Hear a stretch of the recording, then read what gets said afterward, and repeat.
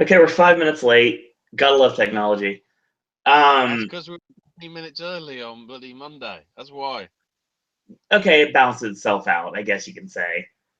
So technically, we're still So 10 minutes early.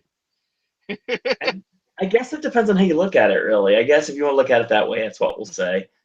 Welcome, everyone, to another edition of the Wednesday Wrestling Podcast, exclusively here on the Podcast Network. My name is Owen. Joining me, as always, is Ashley. If you listened on Monday, or if you listened on Friday when we talked about Ring of Honor, then welcome back. And this show's a little bit different than any of the other shows we do here on this network. Basically, because this is the show where we talk about anything and everything in depth.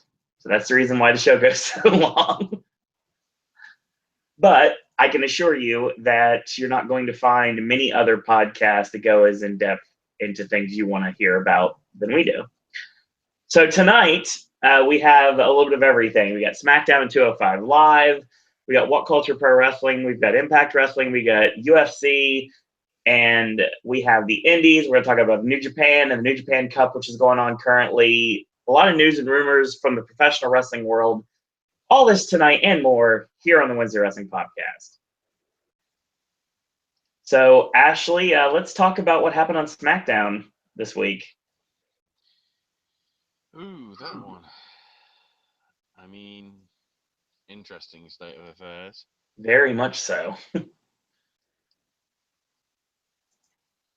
So we open sort of a recap of last week and Orton winning, AJ losing, as well as seeing apparently Daniel was on the phone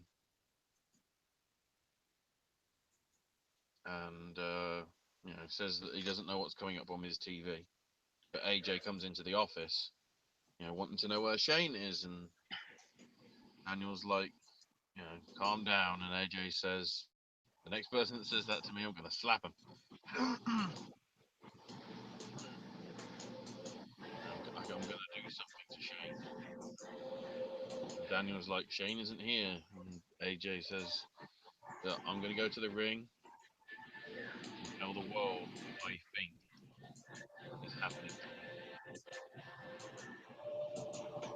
So here comes AJ. Worth noting, we've only got JBL and Tom Phillips. Otunga's filming a movie.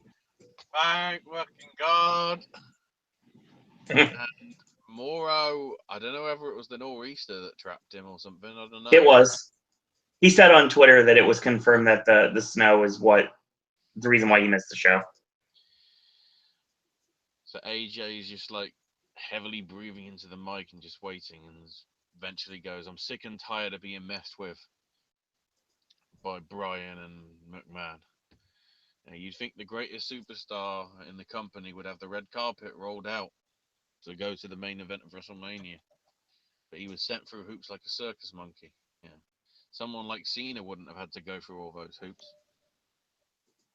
Cena went to his brother-in-law to get a match against him for the WWE title,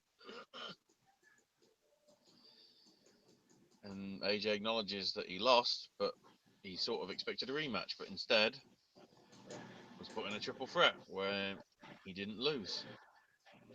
Then he was put in the Elimination Chamber. Then brings up the controversy of the Battle Royal, but then afterwards beat Harper. Then Orton burns down Bray's house. Randy doesn't get arrested or put in jail. Instead, he's in the main event of WrestleMania. Everybody knows AJ had the best year in 2016. And he's the reason why many of these fans are in the seats and watching the show. And for all of that, he still doesn't have a WrestleMania match. How does the greatest superstar in the company not have a match at Mania? He could have slapped the kale chips out of Daniel Bryan's mouth, but we know that Daniel's a puppet. He will have a conversation with Shane about his career. That is, if he even has one. Thing is, he's doing this as a heel. The crowd are cheering because it's Of course Pittsburgh. they are. Pittsburgh. and also they don't give a fuck about Shane McMahon. I think they've turned on him, which is sort of good, I would argue. So we start off interesting because it's Becky versus Natalia, in a way to prove that you know all the women have a chance, even though they probably don't. Who knows? Um, Not too bad a match. Becky winning with the disarmer submission. Afterwards, Carmella shows up, super kicking both Becky Lynch and then Natalia.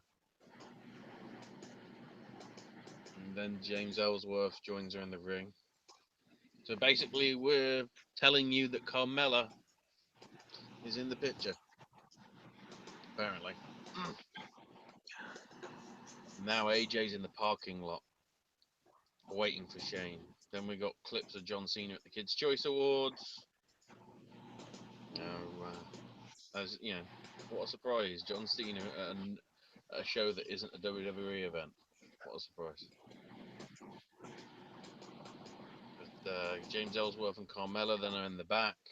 Carmella's asked by Dasher about her actions, and Carmella says, they said it last week. Every woman on the roster has a chance to compete against Alexa, so I'm the next champ.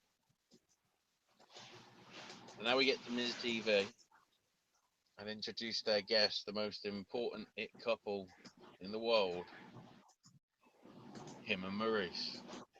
Nice to see you stealing shit from Austin Aries. Says, we're finally showing you about the frauds that Cena and Nikki are.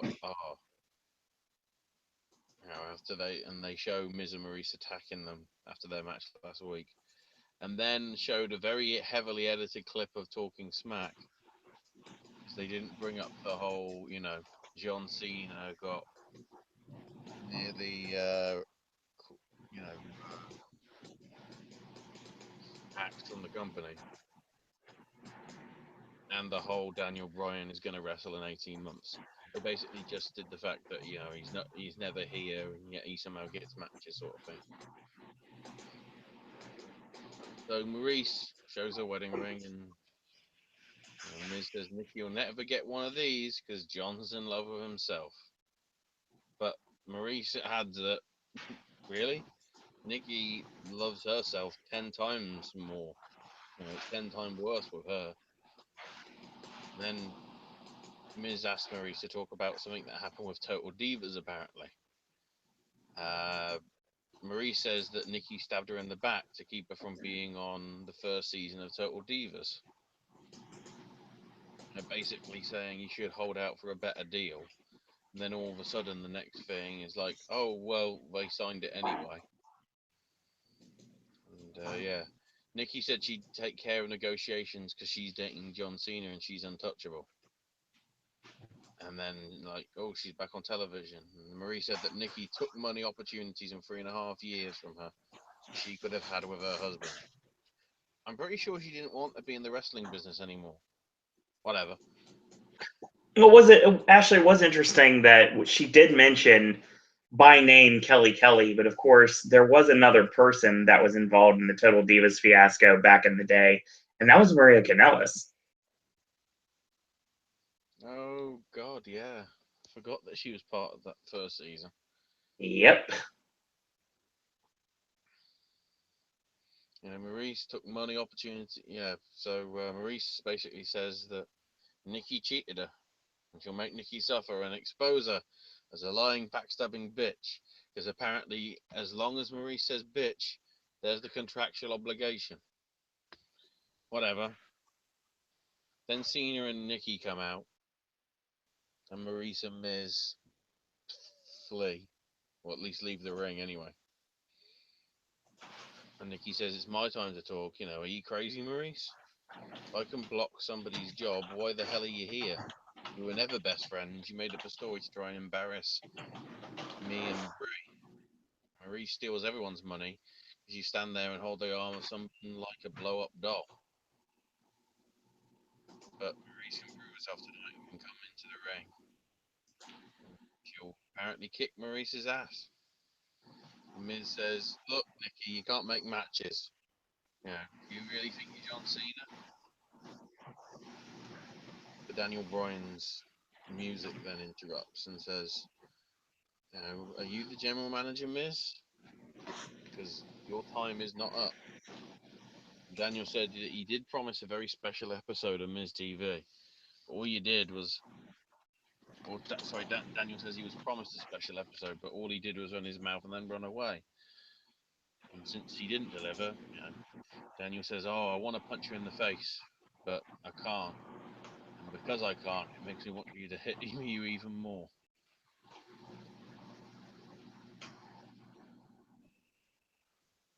And but he does know two people that do want to punch Miz in the face. So at the ultimate face punching extravaganza, that's what it fucking is now. Face punch mania. Miz and Maurice take on John Cena and Nikki Bella in a match that Cena will win and then fuck off. We know why this is happening. And it's going to get an interesting reaction if it actually does happen.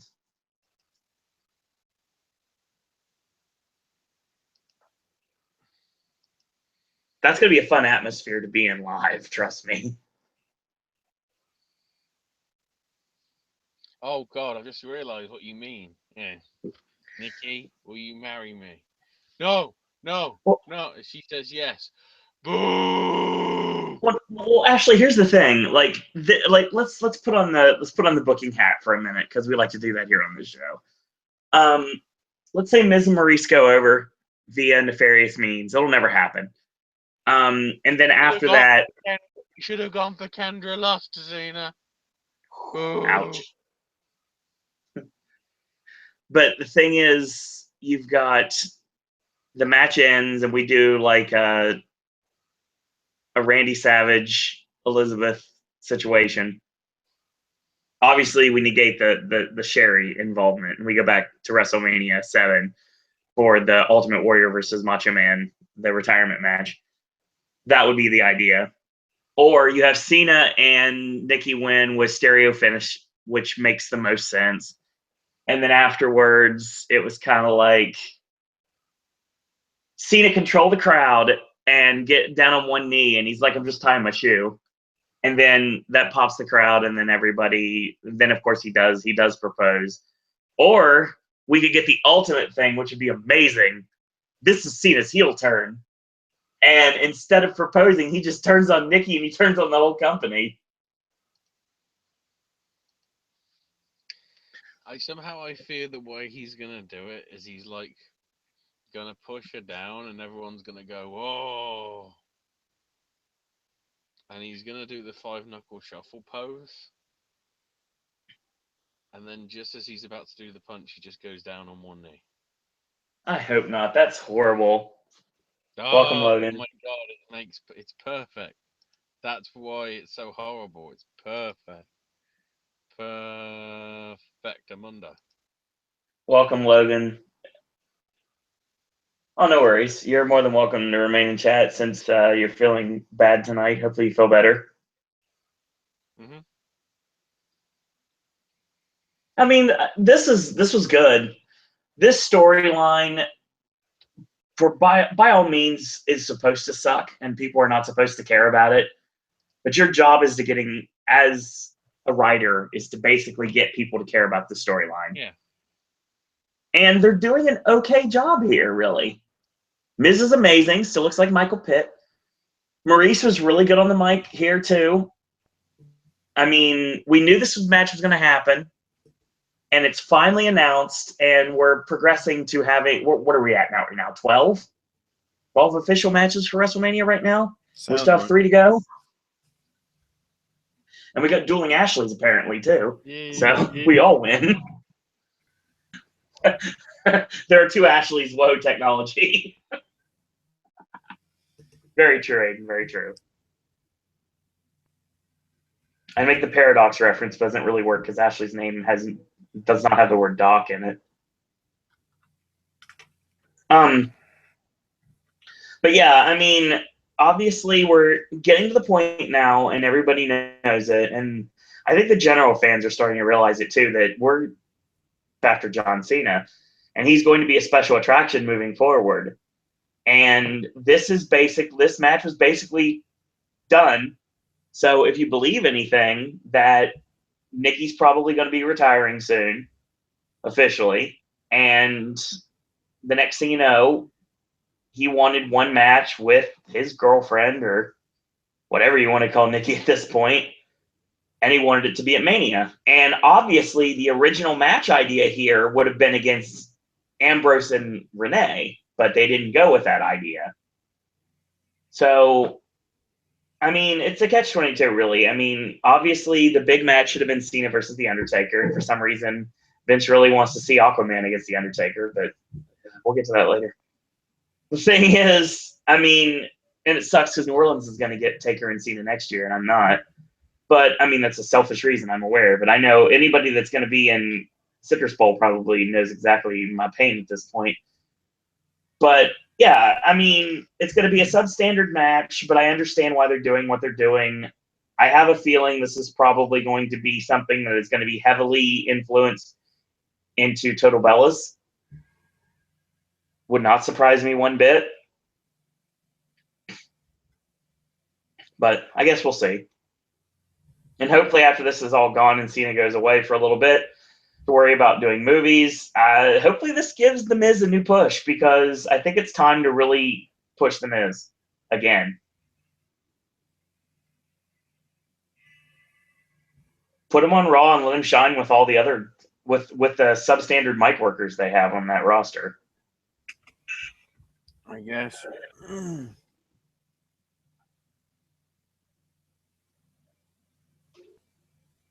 But we move forward. AJ still in the parking lot. Of course he is. As we then transition to Mickie James versus Alexa Bliss, which was a good match as well. Mickie getting the win with a mitt kick. So we're clearly building to the fact that Alexa's probably retaining. I think it's a guarantee. The only way it's not going to happen, Ashley, is if Naomi comes back, is able to come back in time, and she could win. But yeah, I think Alexa's retaining, which makes the most sense to me. And AJ's still in the parking lot. Renee's got sick of this and has asked AJ what his intentions are. And AJ says, you know, they say that WrestleMania is the ultimate thrill ride. So, you know, I'm getting my thrills tonight. So all of a sudden a car pulls up, so AJ hides. Shane McMahon gets out of his car. AJ attacks him. You know, throws him into the door frame, punches him, throws him into another car, goes after him, and then puts him through the car window. And then you can blatantly see where fucking Shane is blading. I mean, the biggest problem I have with this whole storyline is the fact that they had to put a camera in the car for effect. Not knowing anything was going to happen. It's not even like a taxi car where you could... No, just someone's car. In it. But on top of that, the camera would be in the wrong place if it was a taxi camera. Oh my God, this is just... I thought that made this really hokey. It was good. It was really good because it shows AJ's killer instinct. The thing is, when you saw that, it made it even worse about him blading. Because he like went through the glass and then you just saw his hand go up. Yeah. On his forehead.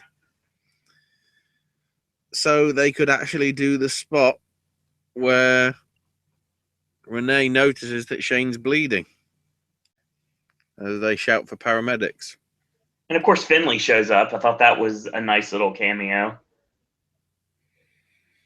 Shane's being checked on. They want to take him to hospital, but he refuses and wants to be taken to the trainer's room instead. Then the Usos and Kurt Hawkins argue with AJ about what he did.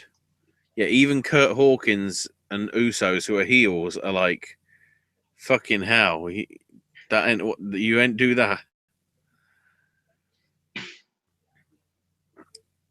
And Brian stops AJ and says, that was a complete act of a coward. I've lost all respect for you. And AJ's like, you gonna fire me then? And Daniel went, yeah, you're fired. And security escorts AJ out the building. The interesting note about that is, of course, Daniel Bryan did more fucking firing than Raw did the night before.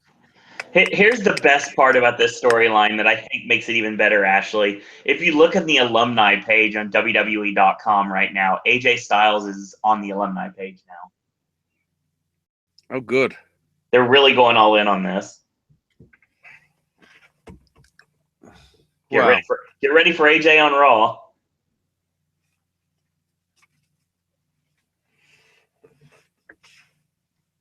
So then we got Mojo Rawley versus Dolph Ziggler.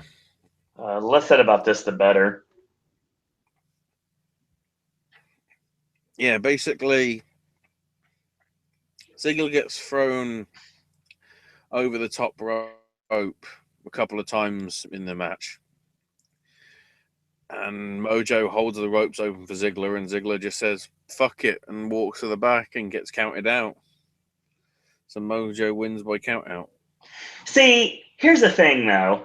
I've been talking about this for a while. Obviously, we're of two minds. We've had this conversation on I believe it was a Raw podcast about Bryan Danielson coming back to the ring again. And we know that it's going to happen. There's even odds right now on where he's going to go. If he were able to be cleared by the WWE at this moment, I would want to see this program that's going on with John Cena and Nikki involve Daniel Bryan. And obviously The Miz and Maurice would team up with Ziggler because he has nothing. He doesn't care anymore. He obviously hates Cena. We can play on the storyline. You can build it for total Bellas or if you really want to. But obviously, we've had the ball rolling for a while and just do John Cena, Daniel Bryan, and Nikki Bella against Dolph, The Miz, and Maurice. Bryan doesn't have to do much. He can warm the apron most of the time, come in for the hot tag at the end, hit the fire-breathing knee on Miz, and everybody's happy. That way, he doesn't have to do much, and he still can get that revenge on The Miz that this storyline has been pushing since day one that they just won't let happen because they won't clear him. That's what Dolph should be doing right now. Working with The Miz. Since they're best friends anyway, you might as well do it because they're not doing anything with Dolph. Timbo, SmackDown might get Nakamura. It just depends. I guess we'll find out after WrestleMania. I'll find out in person. I'll let you guys know. Unless they do it on a bit that they don't air to the public. It's possible. I guess we'll see. We get a recap on Eric LeGrand getting the Warrior Award. Which is some interesting things regarding that announcement and the Hall of Fame, which we'll get to. Yeah, I mean, there's been a lot of rumors going on. See, okay, here's the thing. Throughout time, when we've had this Warrior Award, I know it's been a very short-lived award, obviously. But when it comes down to it, the Warrior Award is normally the final inductee in the Hall of Fame.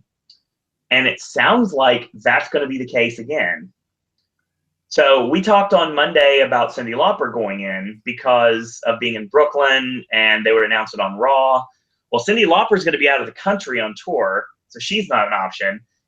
And apparently Regal has been told that he's not going to be going in this year either, which means probably Christian's not either. So your last member of the Hall of Fame is now in. So I think that we have our 2017 Hall of Fame class. Apparently there is no celebrity inductee. It could have been Shaq. Mm. They could have, but they didn't go with that either. I mean, I wish I could go to the Hall of Fame, honestly, but like I said, I'm looking into independent means for that night, so I wouldn't be going anyway. But the thing about the Hall of Fame is the thing I'm really excited about is Ravishing Rick Rude going into the Hall of Fame. That's something I'd like to be there for. I wasn't there when Kurt Hennig got inducted, and I most likely won't be there when Brian Pillman gets inducted or when Owen Hart finally gets inducted. But I could have been there when Rick Rude got inducted, and that would be the one I really want to see. Obviously, the Kurt Angle thing's a big deal, but and it's the biggest one overall. But as me personally, Rude is the biggest name.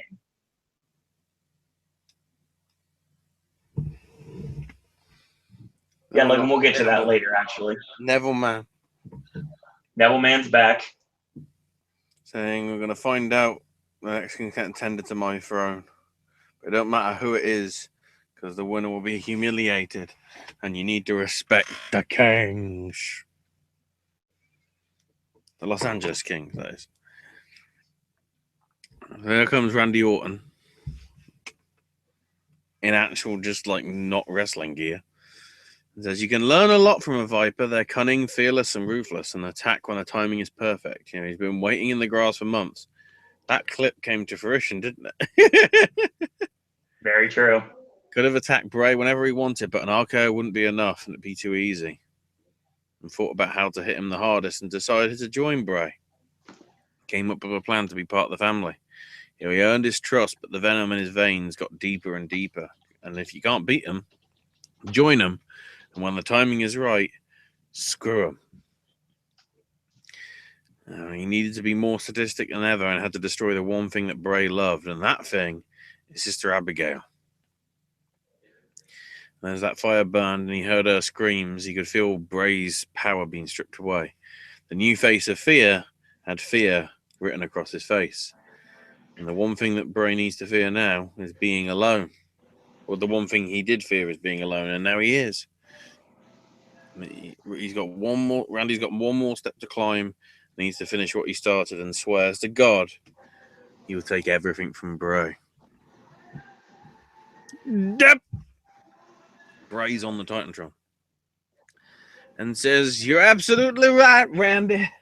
I was naked and stripped of my powers until I found my way home, or what's left of it. You thought you burned the soul of Sister Abigail, and to be quite frank, so did I. Sister Abigail's the spawn of Satan and was forged in hell, and still beats in the black hearts of all of her apostles, and she's provided me with her power. And it is my duty now to purge all of the infidels in this life, and I'll stop with you, Randy Orton. Sister Abigail lives through me now. I'm born again. And in her ashes, I baptize me." So yeah, he's like just getting the ashes of the shack. I wonder if it's that shack, as in the movie, you know, the religious movie. That review's coming soon. Don't worry. Follow the buzzards. I guess the body then that Eric Rowan pulled out was a fake Sister Abigail then? This angle just gets weirder and weirder every single week. For all rights, So Bray Wyatt did he just put wood on himself? It actually looked like it was like dirt. No, but did he actually put? Well, if there's no ashes of the woman, did he just like rub wood on himself? Has he actually got wood? I mean, he said that it was the ashes. I mean, was it the ashes of Shikara? If so, it's a bloody good movie. See, here's the issue, though.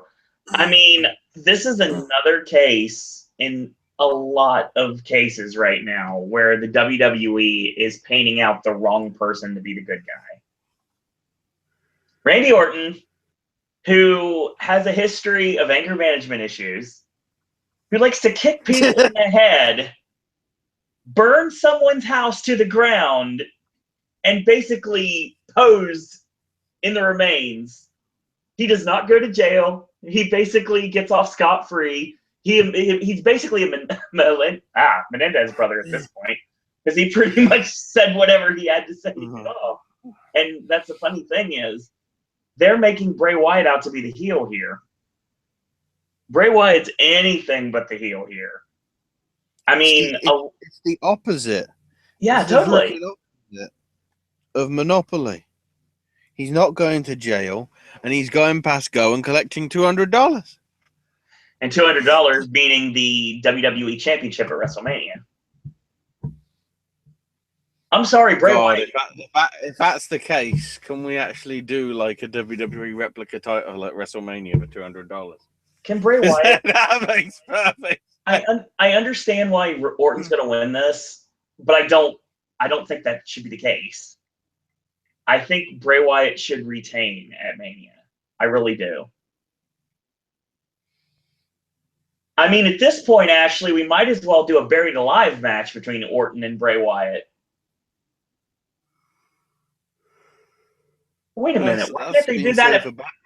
Can't they do that for Backlash? We're saving that for Backlash. Yeah. Orton and Bray buried alive. 19th anniversary. Yep. They're going to be doing it just for bloody Vinny and Brian.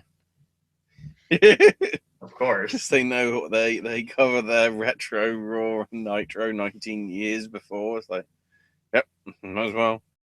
I mean, it's not a bad idea, really. Let's go with Orton and Wyatt at Backlash in a Buried Alive match. Or this could be an Inferno match stipulation, too, to go back to that woodshed.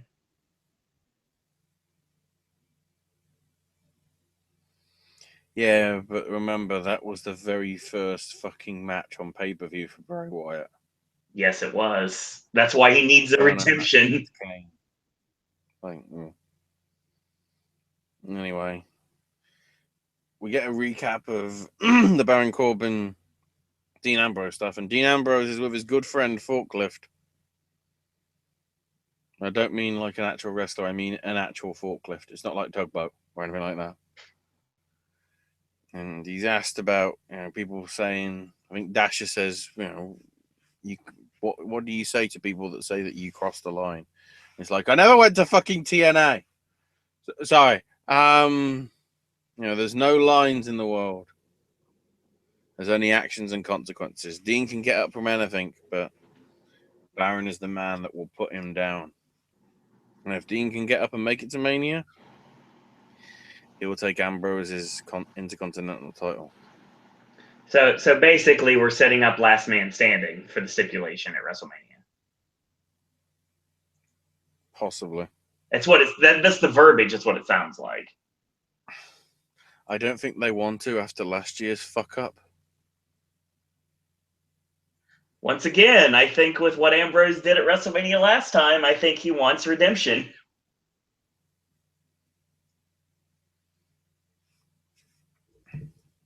So then we get to your main event. Or lack thereof.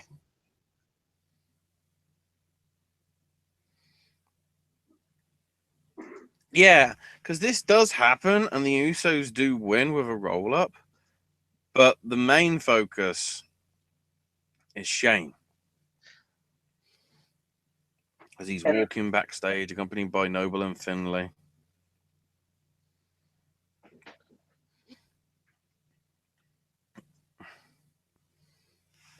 And so then the match finishes. Yeah. The Usos win.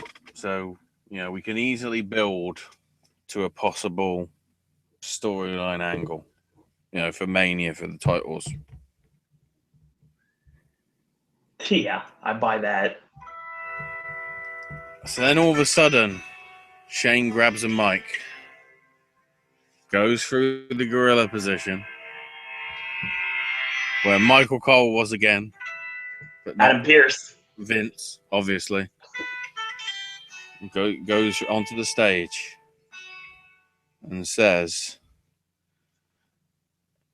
AJ says that he doesn't have an opponent for WrestleMania. He has one now. Why is this fucking match happening? I don't want to see this fucking shit. Get it off my pay-per-view. Well, here's another thing. I know it basically was announced on Twitter, but what if, there's no what if here, obviously, but in another world, obviously not this one, as an opponent, and you'll find out that opponent next week. And here comes Kurt Angle, and there you go. AJ and Angle in Orlando. Guess who's fucking crossing the line now, Impact?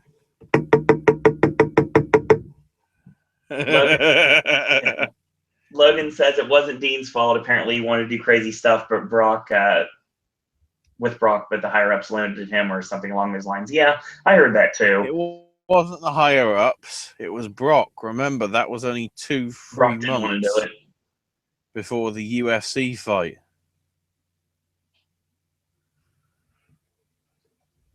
Witt said he watched all of Impact. Brock didn't want to get fucked up because he wanted a giant payday for UFC and then failed a drugs test. Can we mention the fact that once again American Alpha are pretty much just a set of collegiate wrestling headgear away from being the Steiner Brothers? Oh, it's also in almost every way possible now. Because fucking Gable was in the match. Everybody started chanting, "We want Angle." I heard that. Jeez.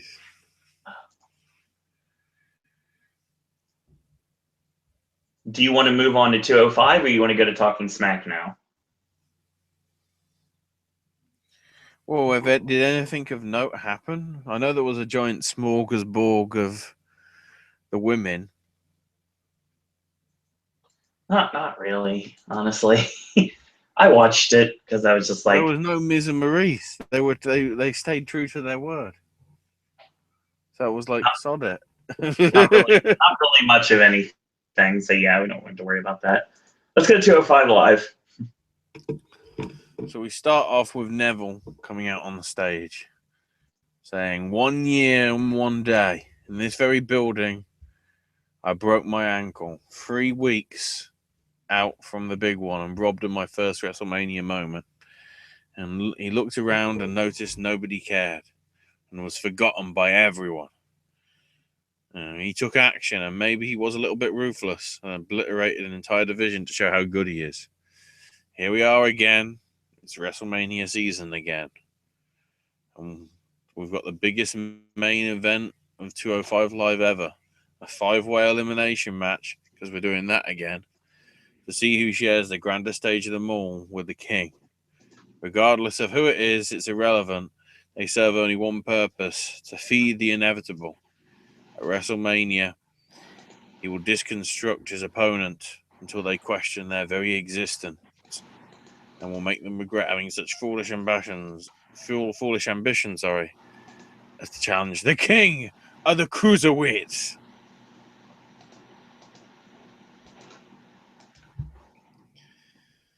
So here comes Mustafa Ali. Randomly transition to that. Taking on Drew Gulak. It was decent. Good match. Yeah. Ali winning with the inward 450. Actually going over. Interestingly, though, Gulak attacks the announce table and asks for, "Give me a fucking mic." Yep. And week after week, he comes out and does his best work, and nobody appreciates him. And he's walking away frustrated, and he's tired of it. He isn't the problem. He isn't the one that needs to change. The problem is 205 Live, and this place needs to change. Holy shit. They're giving Drew Gulak his old gimmick from CZW. Yep, they certainly are. The campaign for a better combat zone is evolving. into the campaign for a better 205 Live. Oh, shit, son. I liked it. I like this a lot. Another thing I liked about this match is this show in general was about full heat that normally don't get it. Like Gulak may have lost, but he had a lot in the match. Mm-hmm. I did like his gory special into a backslide. That was nice. And that swank sunset flip. Oh man, that looked amazing. Schwank.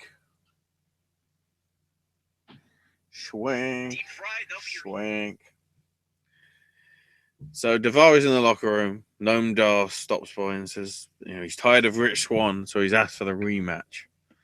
And Davari says, look, save your motivational speech for someone who needs it. I want to get revenge on Jack Gallagher. And Dar says we need to win. So here we go. Gallagher and Swann versus Dar and Davari. I don't know whether they did that so we could actually call them Team D&D. Natural 20.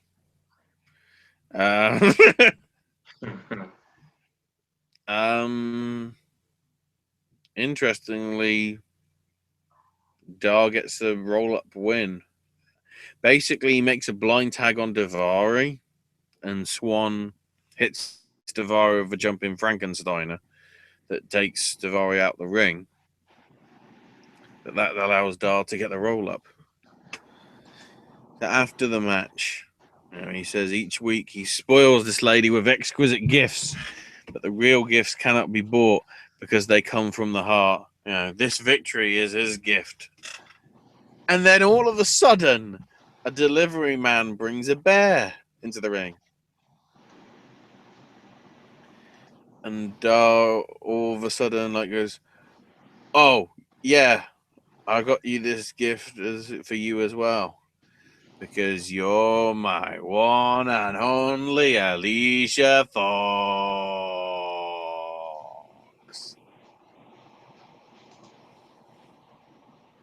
So again, he's getting fucking blindsided by the gifts. Which is making me wonder who's dispatching the gifts. Because I don't think it's Swann. I mean, it could have been Cedric Alexander, but he's out for a while, so it's not going to be him. I think it's somebody that's not debuted yet, potentially. Grand Metalik. That makes sense. Somebody that's barely been on. I doubt it's the jury. Probably not. Or it could be revealed she's sending them to herself because she's crazy.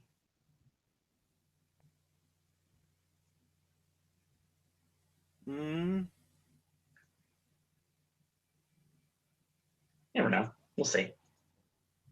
Main event time up next.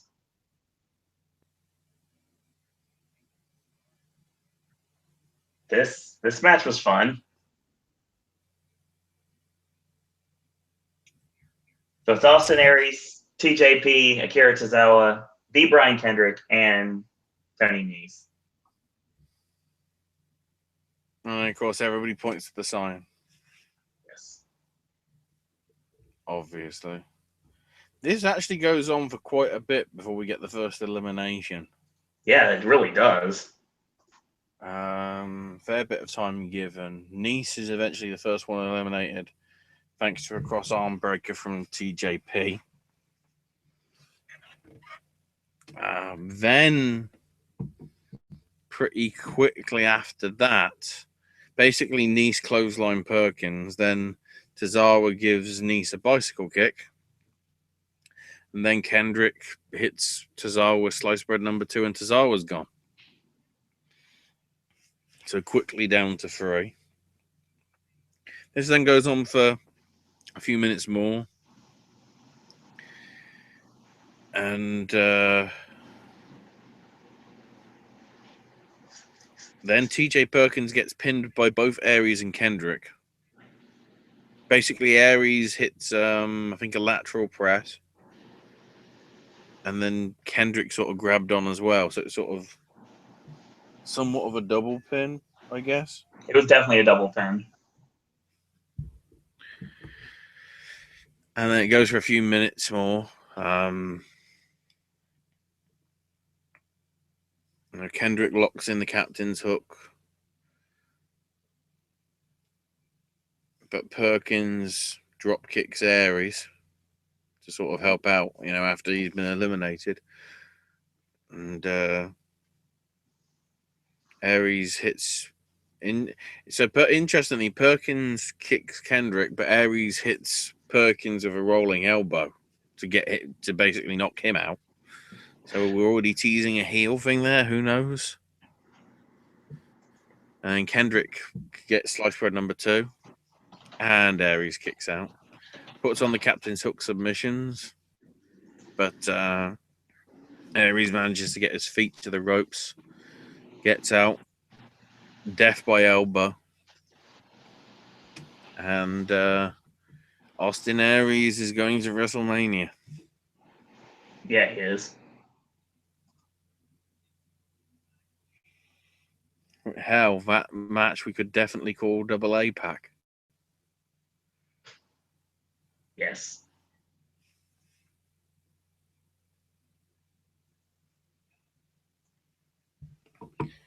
I approve. It was good. It was a solid match. There's been better, there's been worse. It was just kind of in the middle, but it actually got the crowd excited. Mm-hmm. Which is hard to do given the fact it's a SmackDown crowd.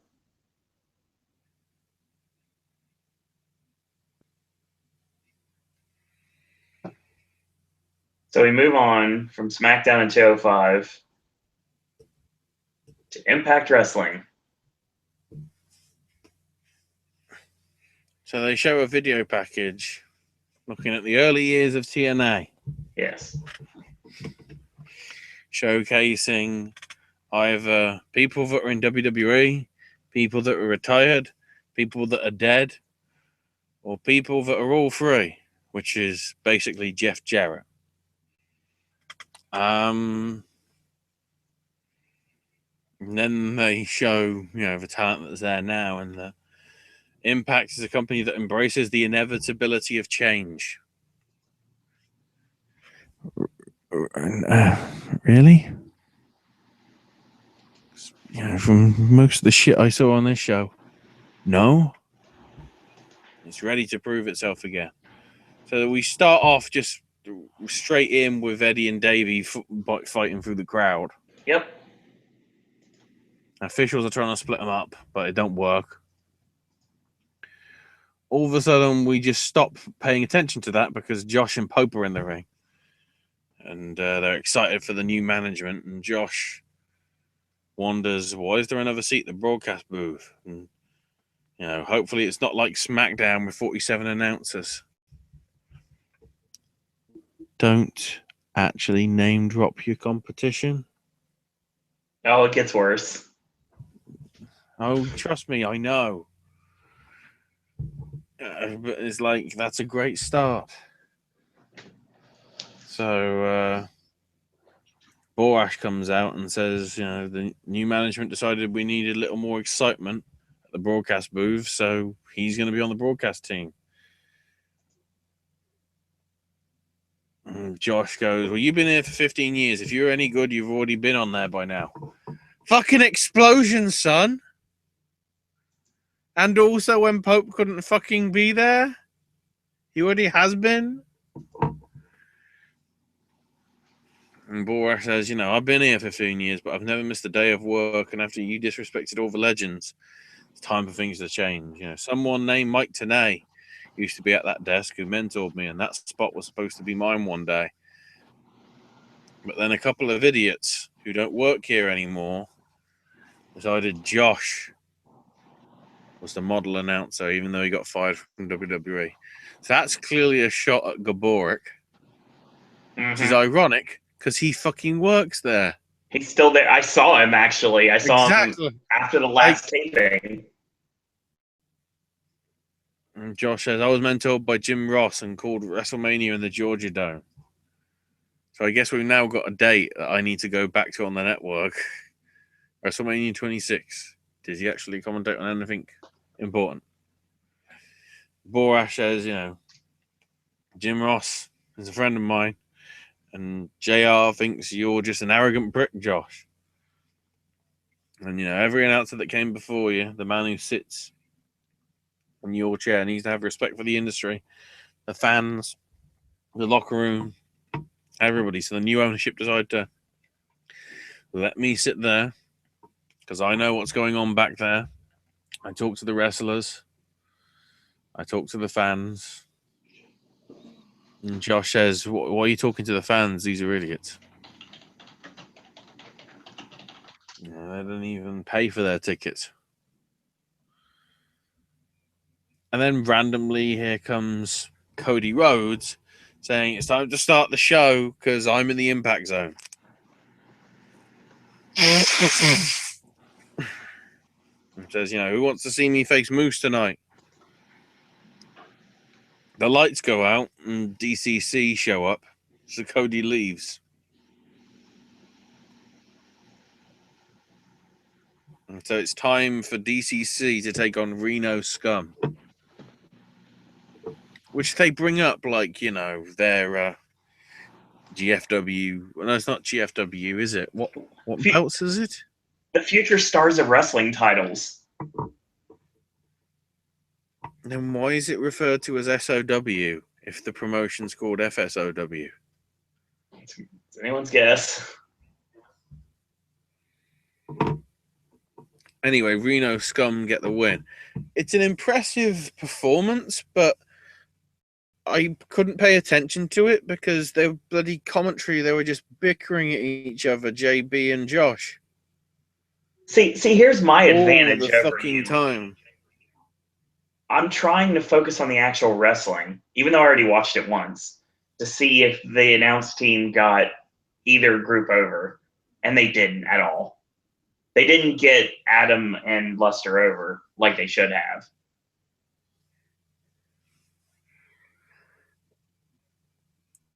So afterwards, Storm's pissed, starts arguing with Bram, and hold on, Ashley.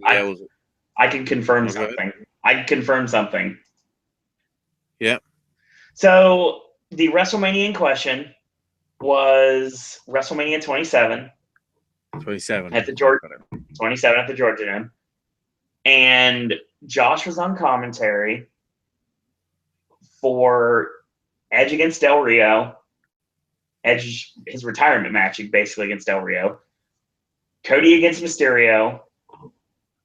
An 8-man tag with Kane, the Big Show, Santino, and Kofi versus the Core.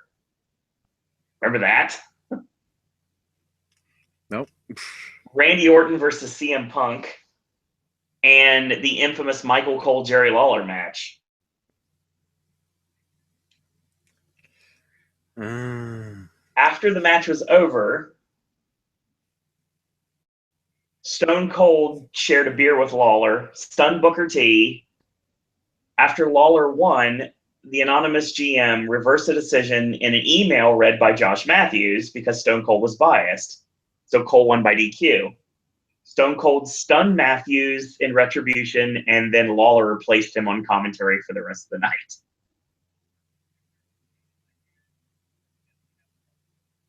So yeah, that happened.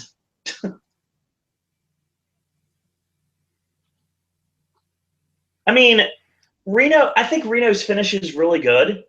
They changed it for the next set of shows they did. But, I mean, the crowd was really into them. It's just one of those things that the commentary probably ruined the match for a lot of the people watching on TV.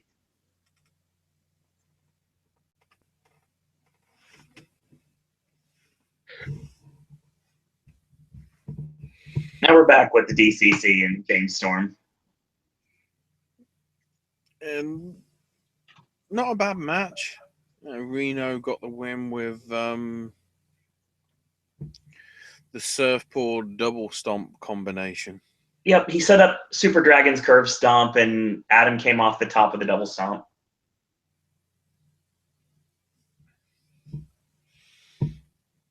Storm's pissed off with Bram and Kingston. Shakes hands with both of Reno Scum and hugs them. I'm trying to think. No. Did he shake hands with... Yeah, I think he shook hands with both of Reno Scum, didn't he? Yeah, pretty much. And headed off with them. And DCC going like, okay.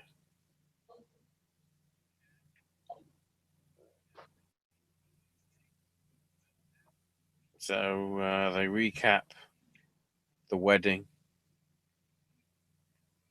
And then Laurel Van Ness being in her condition. And then Sienna grabs Mackenzie Miles as she's reporting on stuff to say that Maria's had a nervous breakdown. And Mackenzie's like, I thought it was contract issues. And Sienna says, that's fake news. Like, oh, for fuck's sake. For fuck's sake, son.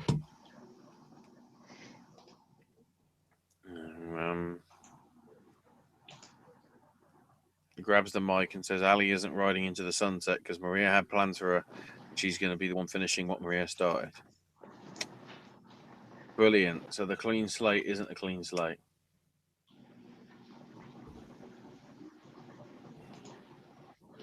So then we got the four-way with Marche Roquette, DJ Z, Braxton Sutter, and Caleb Connolly.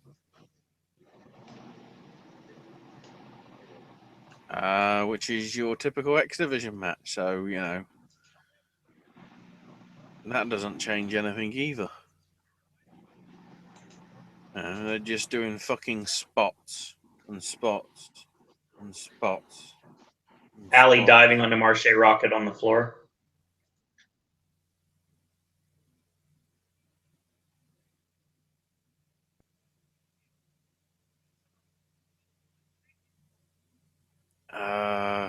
Sutter wins with a swinging fisherman suplex anyway. Basically, after Ali does a dive onto the floor. Pepper Shaker. Marche Roquette. Yeah. The Golden Gate Swing. Yeah, but, yeah. That's the only bit that's different. Who knows? What, they're pushing Braxton Sutter now? Is that what's different? Probably.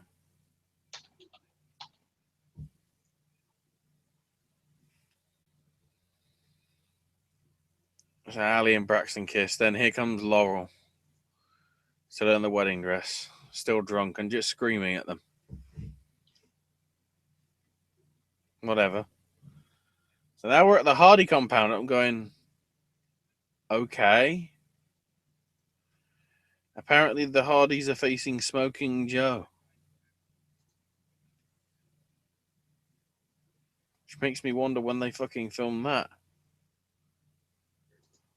Either way, next up, Sienna versus Rachel Ellering. Which is a good match because it's two damn good women.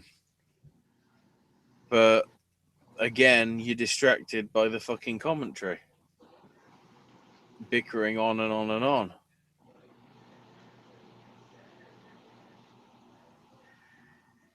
You know, they're both being so mouthy at each other that it's annoying. And not in a very good way at all. If they're thinking that this is going to draw people in watching, it's not. I honestly think that, because from what I remember with the ratings for this, social media and like YouTube stuff went up like nearly treble what last week did. But television did worse. Even though said it's a grand reboot and everything's changed.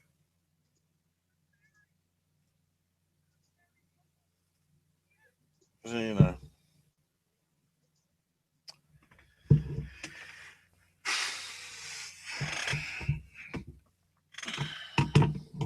Anyway, Sienna got the win with the silencer, but it's just, God, this commentary thing's getting problematic. We still got 3 fucking weeks of it. Has good payoff though. I don't care. It's already annoying and I don't want to see it anymore.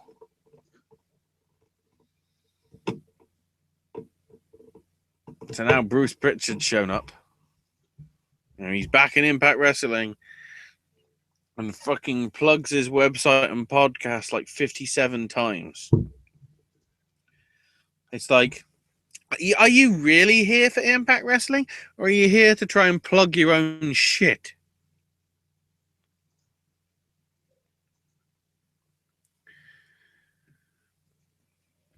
And says Impact Wrestling's not the same as he remembers and not the one he knows. It's not long ago he was backstage and they were on the cusp of greatness. An Impact with hope. With a group of guys and girls that wanted to achieve greatness and feel what it was like to be great. They were so damn close, but it didn't happen. So he's here to tell us, apparently this is not a rib, TNA is dead. New owners, new management, and a new name of Impact Wrestling.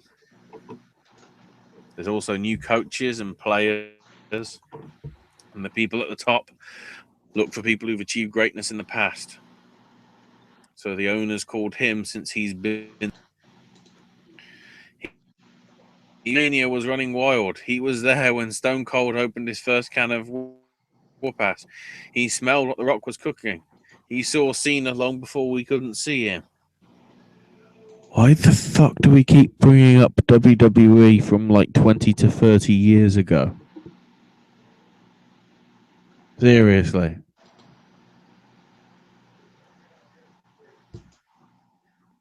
He knows how to make wrestling great.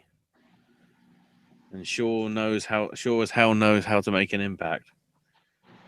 Not really. You were fucking there in the Hogan era of TNA, that is. You know, you can't hide that, Bruce. You're to blame. Hell, wasn't he the booker? Was one of them. During the Eric Bischoff Hulk Hogan era? From what I remember. One of them. He was like one of the chief ones, though, wasn't he? Mm. So it's his fault. No, he's the new blood. No, he isn't. And you start at the top with the single greatest hybrid athlete in the world with Walking Armageddon. And brings out Walking Armageddon Bobby Lashley. And Bobby thanks Bruce for recognizing his greatness. And names like all the people that he steamrolled over. And also that he defended the President of the United States. Why the fuck are we bringing that up? Again, a WWE thing. Are you just reminding us that the WWE stuff was better than this? Seriously. The amount of references to WWE, like, fucking hell. And Bruce says, you know, the one name that the greatest all-around athlete in the world should be is Impact World Champion. That's going to change since they'll have no choice but to recognize him as the best because there's nobody good enough to challenge or defeat him. Of course, as soon as he says nobody's there to challenge him, immediately coming out is Alberto. Like, literally, he was just like, as soon as he said the line, he's just like, I'm here! Like, no dramatic sort of thing. It's just like,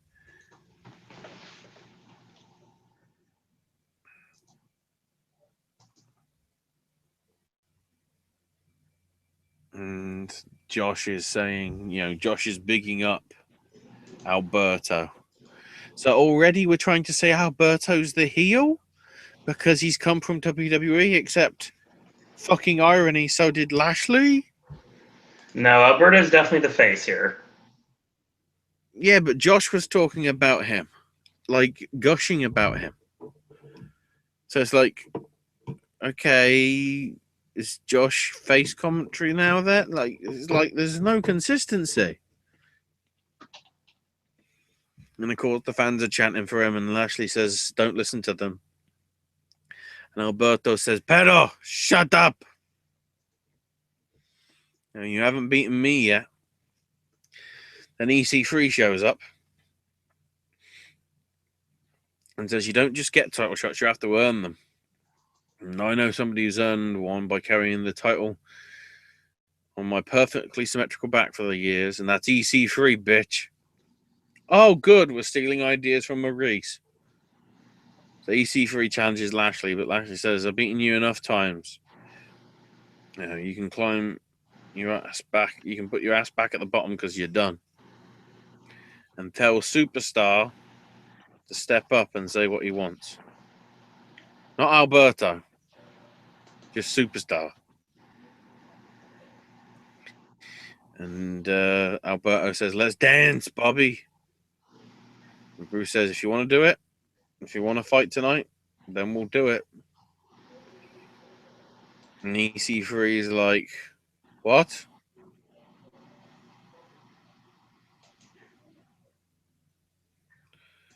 And I'm like, "What?"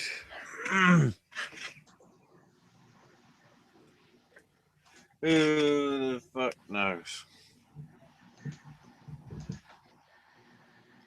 So then Josh is saying, "Why the fuck were you on your phone, Borash?" And Borash says, "There's a legend that's just arrived backstage that's never been here before. And we'll find out who it is."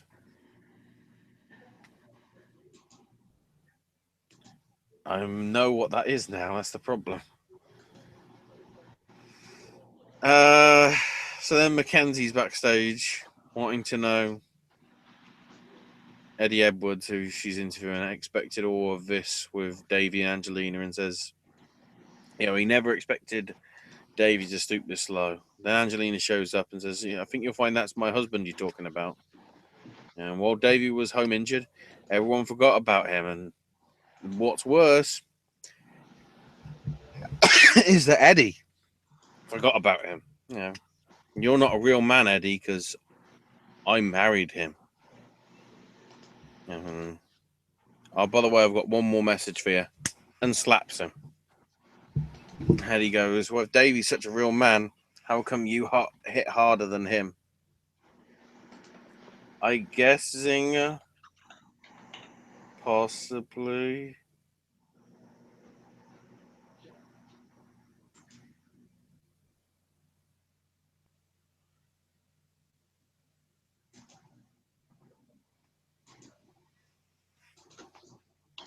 Continue.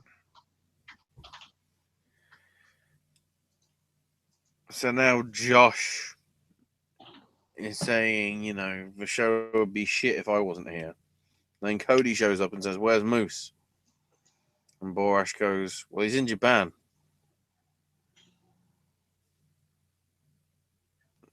And Cody then asks Josh, "Who's this stooge is?" Hold on. I don't know if this was done this. I think it's this week. I believe it was because I remember something that made me laugh. Cody, it comes out there with the next gen belt, and he says, "Who's this stooge?" And Josh puts up the too sweet, and he's like, "No." Yeah, they got a decent live reaction. I can't remember whether they edited that out. Oh, that sucks because that was a funny reaction.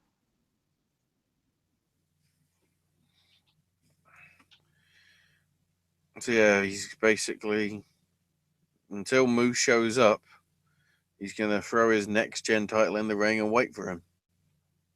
So security follows Cody around and wants him to back up, and slides into the ring, looks around, then goes back to the floor, jumps through the crowd and heads to the back. So much for, "Oh yeah, I'm gonna wait."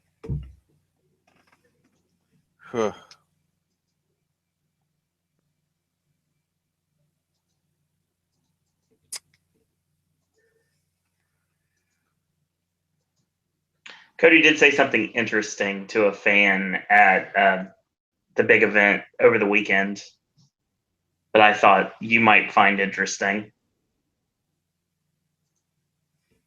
Not in these words, but Cody pretty much said that TNA is for Brandy and Ring of Honor is more for him. If she's treated well in Impact, then he's happy.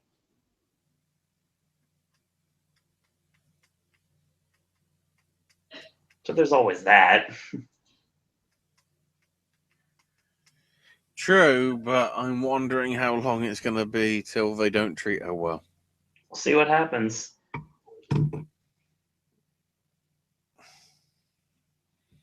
So then Bobby Lash says he's going to make Impact Wrestling great again, implying that it was great in the first place. Because although there were great moments, it was never overall great, ever. I would argue. So here comes Dutch Mantel on his scooter and says, I used to be Zeb Coulter. Fucking hell.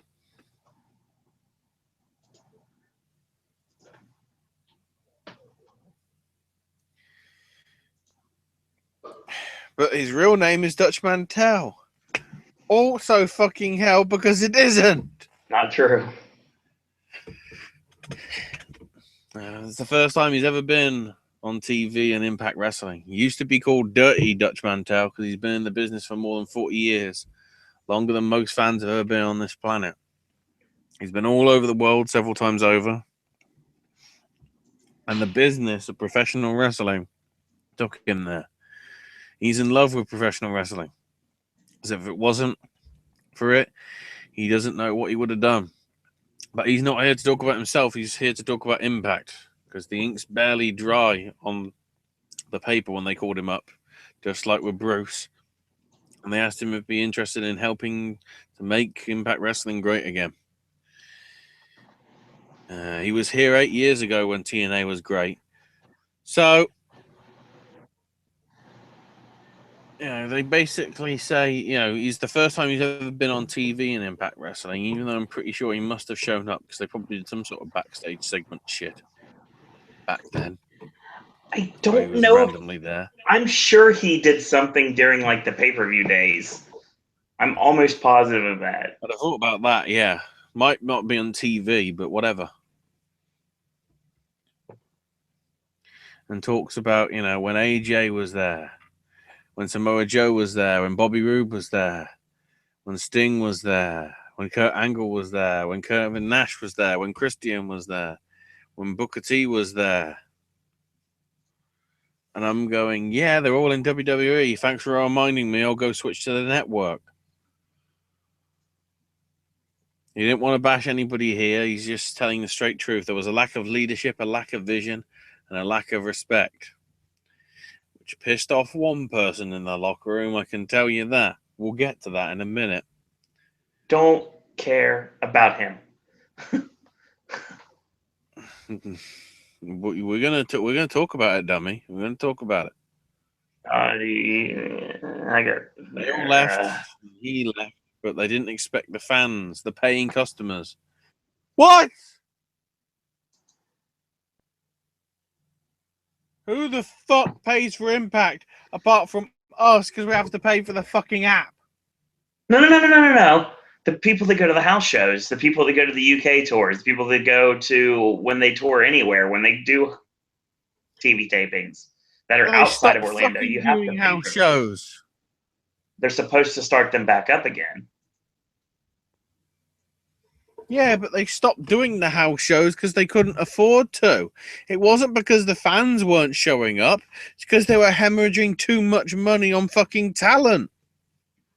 Pretty much. Also, think about it. Who owns the company now? Who does shit house shows now? Oh, look, the same man.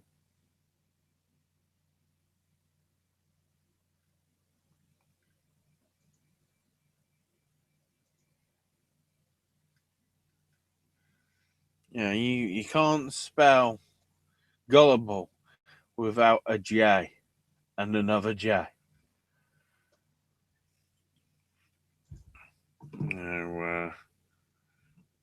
His first aim is to bring the people back. He's working here now. He's not a boss. He's not an authority figure, but he's giving advice because his boss is their fans. And when he listens to the fans, they suggest things that they want to see. What, like naming a fucking owl? Seriously?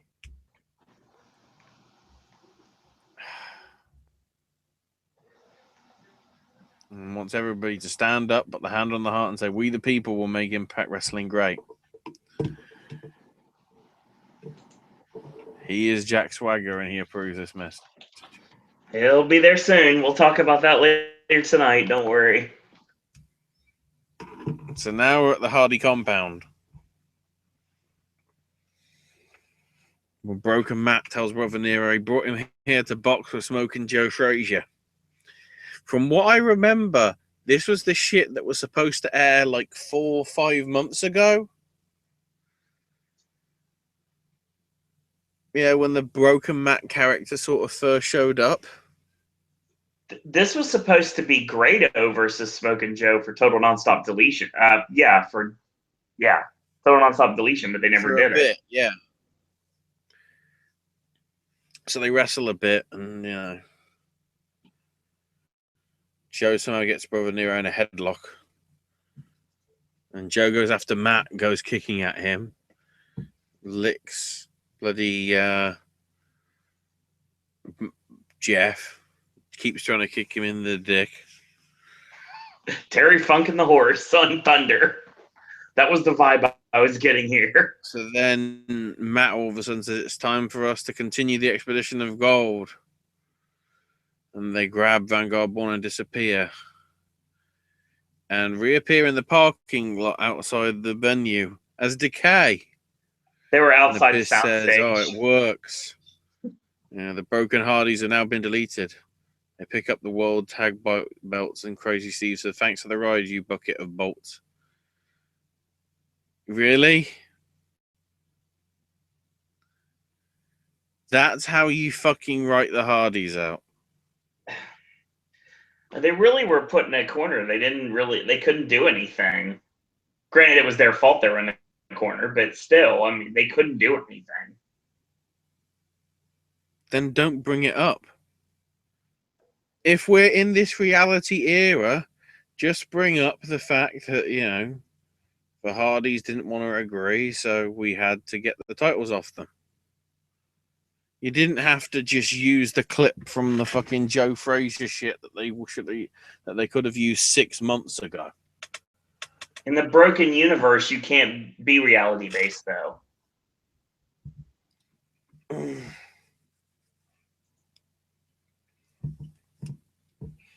Yeah, but everybody knows it isn't real.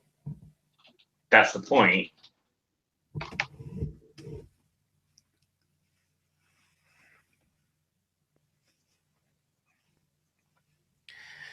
Just, And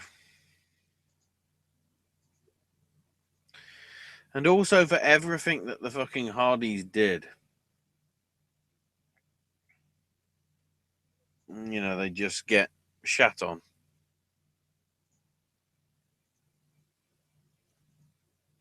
So then Borash announced that the 15th anniversary of Slammiversary is July the 2nd. Josh is basically saying, why did he have to announce it? Why shouldn't it have been me? Like, fucking hell.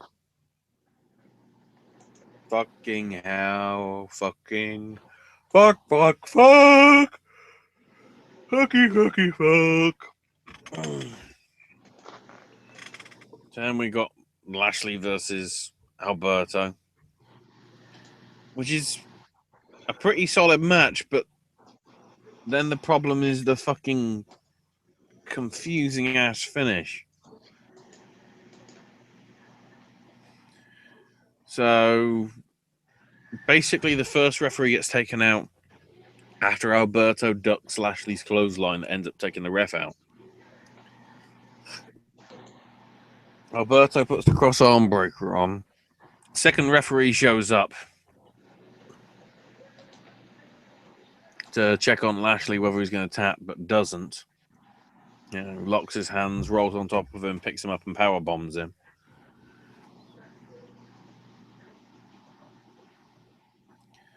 So then Lashley later on goes for a spear, but Alberto dodges that as well. So the referee gets speared. Lashley hits Alberto with a spine buster, goes to the floor, grabs the belt, but Alberto catches him with a super kick as he comes into the ring. Alberto grabs the belt, hits Lashley with it, gets the 3 count, and wins.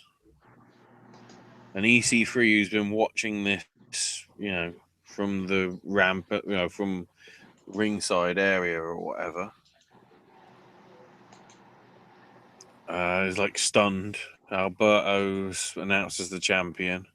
The referees are arguing. Lashley starts shoving the referees. Alberto celebrating. And it's fucking confusing. Probably not in a good way.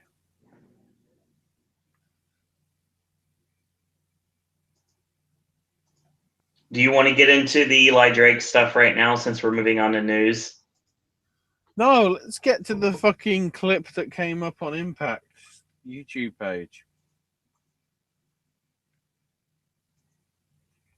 So they show the video of like Bruce Pritchard backstage, and he's like, "Look, we need you to give up the belt." And Alberto's like, "No." So he's like, think about your family, the heritage, what would happen if you accepted a win like that? And Alberto is not impressed that they bring it. They bring Dad in.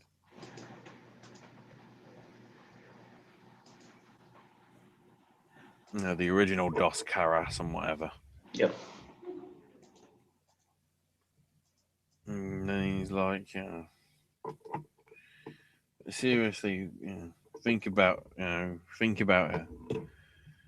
And Alberto says, I want my rematch then. And they say, well, we haven't got any power to do that. Really?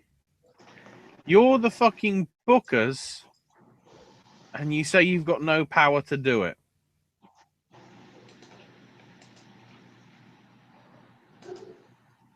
That really makes sense. Except, it doesn't. And then Alberto goes, well, I'm going to ask him for a rematch. And they went, okay. And then hands the belt over. It's like, what? What? Oh. What? Just whatever.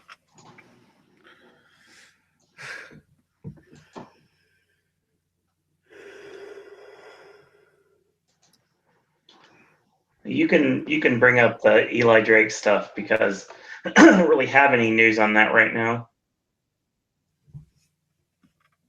Yeah, basically,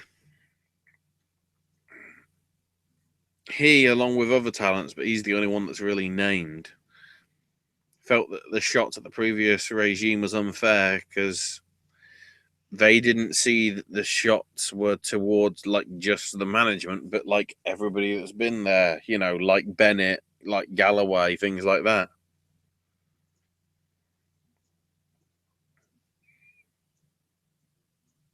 But yeah, Eli pretty much felt that it was a shot at him.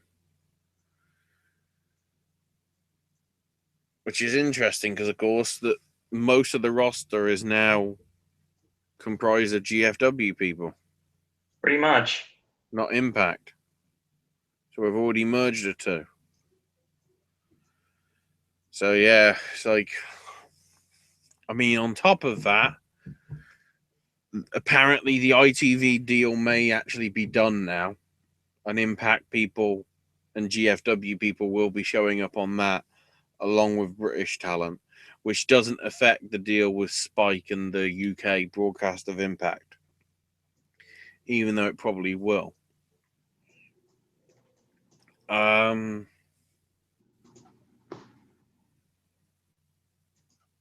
trying to think. They've also announced that the tapings for India are going to be right at the end of May. Right. It's like 30th and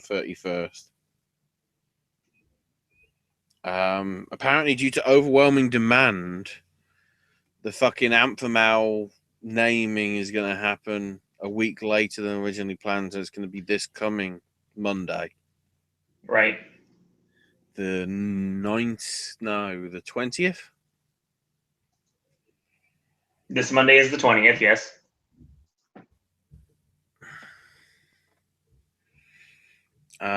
Also, notes coming in, Scott D'Amour's officially in as Vice President of International Development. Yep.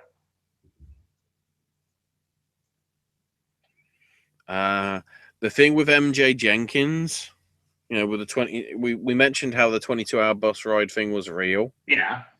Apparently, when Impact actually found out about that, they actually paid for her flight home. And it sounds like they're going to be using her.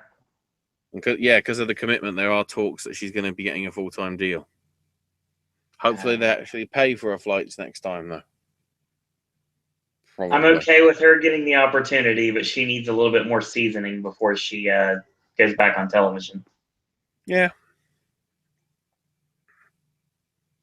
And interestingly, Barley Shearer and Aidan O'Shea were listed in the alumni section of the website,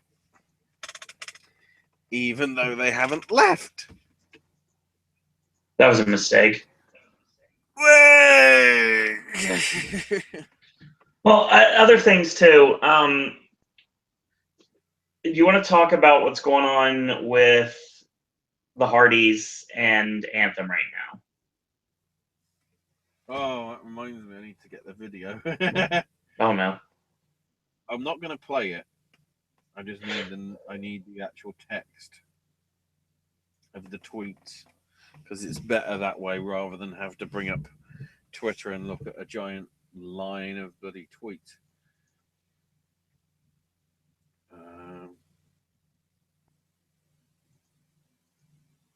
Go to my playlist. God, there's a load of videos. So many. It's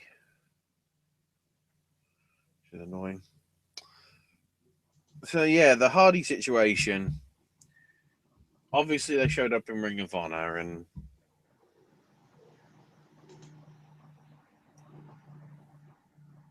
the interesting thing is, we're going to be on the pay-per-view on Friday,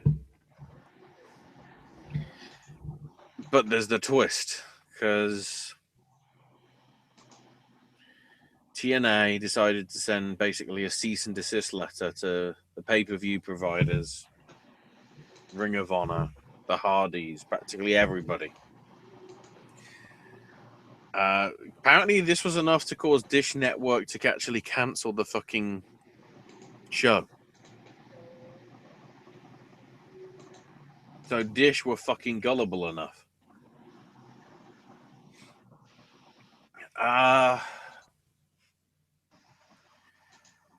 Basically, the implication is they think it's their property and they feel that they are deserving of any cut of anything that happens with it. Which, considering all that the Hardys have done, is fucking ironic.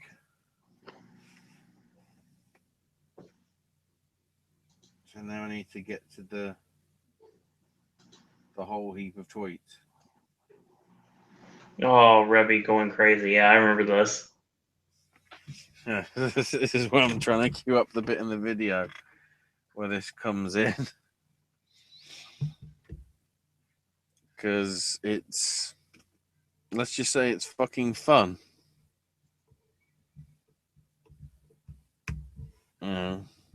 Rebby lost her shit the first time, sort of, when it was up in the air as to what was going on, like with the tag belts changing and whatever.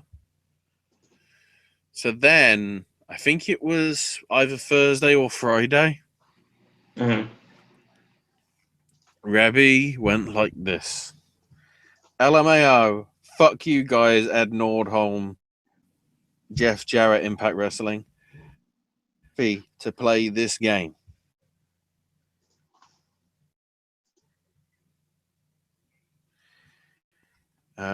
So we transition in. God damn it, video. Get going. Can we just talk about how many times Matt's contract could have been broken due to numerous issues on TNA's end and never made a fuss about shit, but motherfuckers want to try and come at us now after the fact? Don't you have an hour to promote or some shit?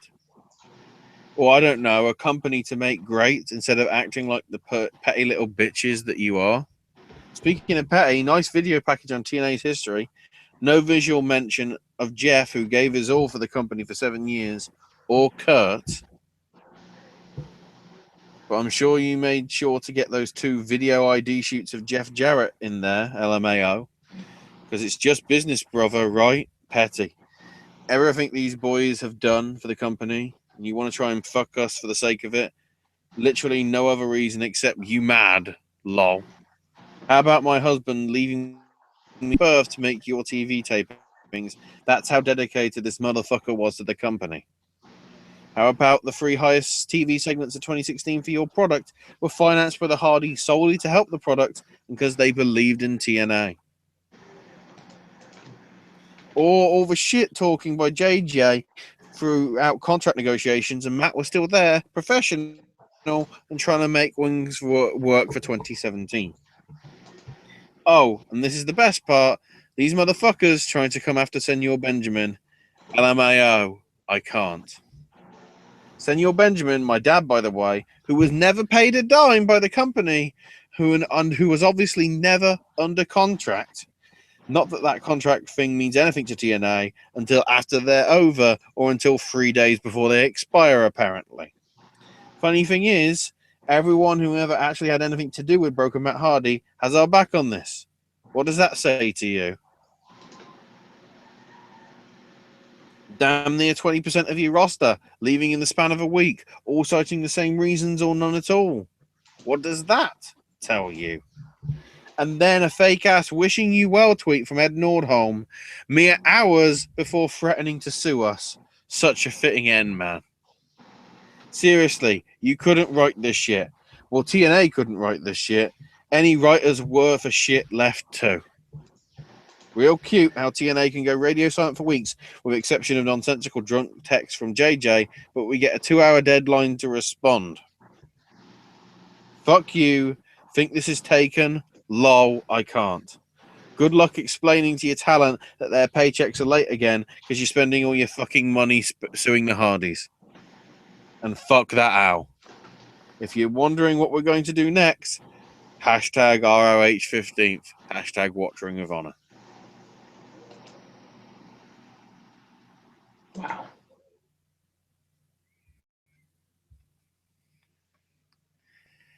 But it's like they're now as fucking bad as bloody AAA. It's they say any publicity, whether it's good or bad, is still publicity. Right. It didn't work for It hasn't worked for AAA. The one bit, and I don't know whether it's in the news this week or whether it's somewhere else that I saw it.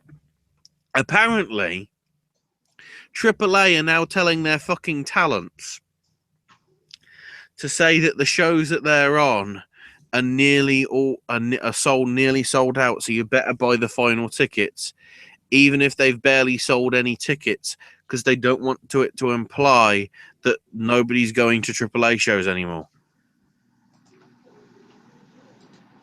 Because the talent and roster isn't there. Notice any similarities to some company in Orlando, Owen?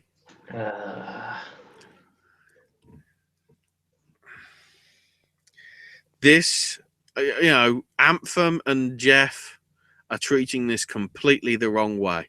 I agree with that. Yeah. I had hope. Turns out these guys are just as clueless as Dixie was.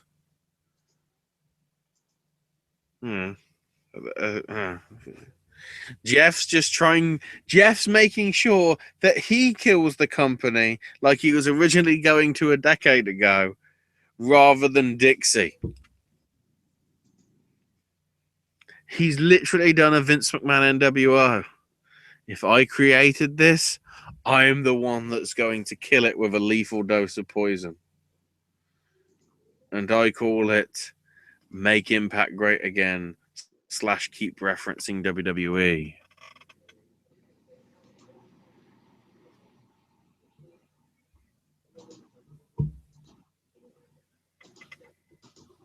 Just like, I'm shocked. I guess shocked is the wrong word. Appallingly shocked. I do have a little bit on this. P. Windsor says Anthem's cease and desist orders were basically, obviously, you mentioned Dish Network pulling the pay-per-view and the Hardys basically being Matt and Jeff Hardy instead of the Broken Hardys. Matt has filed the trademark, and that's the reason Anthem snapped. So Dave Lagana, Matt Conway, Billy Corgan were part of the Broken Hardy creation along with Matt. And basically, they're trying to get money if the Broken Universe is taken to another venue, i.e. WWE. They want to pressure Matt to signing a deal that gives Anthem a percentage of their revenue.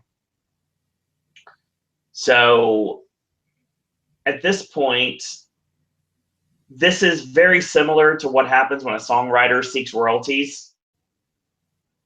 And Anthem may be looking to get a paid percentage deal. But it all depends, Ashley, on how the contract was worded in the first place. And no one knows that right now. Yeah. I will say, as of this moment, this is getting a little ahead of ourselves, and this is news for tonight as well. But it was officially said by Jeff Hardy that the deal with Ring of Honor is a limited deal. It is a short-term deal.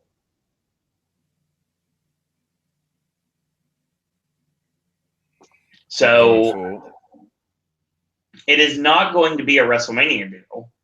So it'll be after WrestleMania when this happens. But they're going to be in Ring of Honor at least for the next couple of months. So there's that.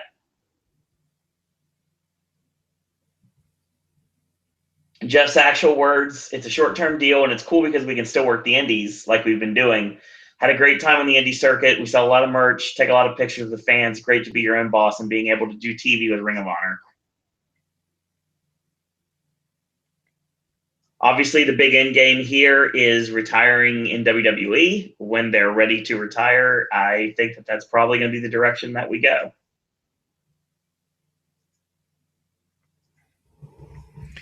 Apparently. We move from Impact to what's going on with UFC right now. So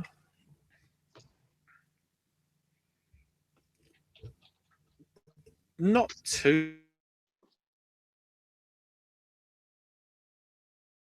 bad. If I can get the card. So Fortaleza, not too bad. I won't go through all the card. I'll mention some of them if they refer to like bonuses and whatever. But for the main card itself, we opened with Alex Oliveira beating Tim Means with a second round rear naked choke submission. Marion Renaud and Betch Carrera in the women's bantamweight division went to a majority draw. Basically, the final round, Betch was on the rocks. So it basically was a 10-8 round. And I guess the other judges gave 1 round each to Renaud and Carrera. The third one gave 2 rounds to Renaud, or I think probably gave it, well, I think from what I could tell, it was like a 10-9 and then possibly a 9 all or something. Can't remember. I know it was clearly a 10-8 round in the end. So somebody won 2 rounds. Oh, that was it. The others had a 2 round up and then gave a 10-8 and whatever. So it must have been 1 round each, and that's how you got the 29-27 and whatever.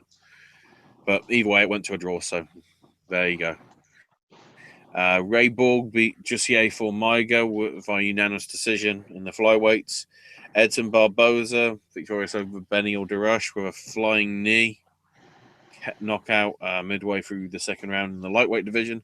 Then with the light heavyweights, Maurizio Rua beat Gian Vellante with a third round stoppage via punches. And then Kevin Gastelum practically massacred the aging Vitor Belfort close to the end of the first round with only about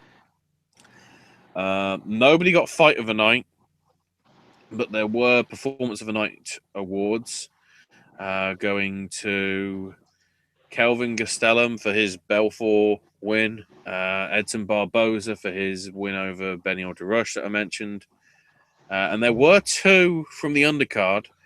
Mikel Perez, he got 50,000 for beating Josh Berkman with a north-south choke submission. So a bit of a different move, actually. It's not just like a rear naked choke or a Kimura or anything. That was like a minute and a half into the first round, so pretty early on. And then on the extra preliminary card, only on Fight Pass, the very opening match of the night, Paulo Henrique Costa got a 77-second win over Gareth McKellen via TKO.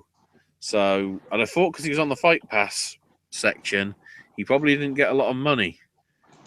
But he added $50,000 to it, so good on him.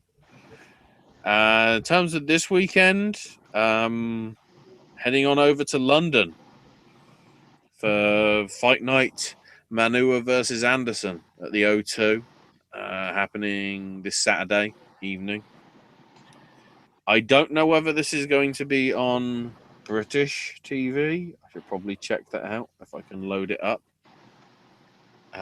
It may not be. Oh, brilliant. I have to update the fucking app.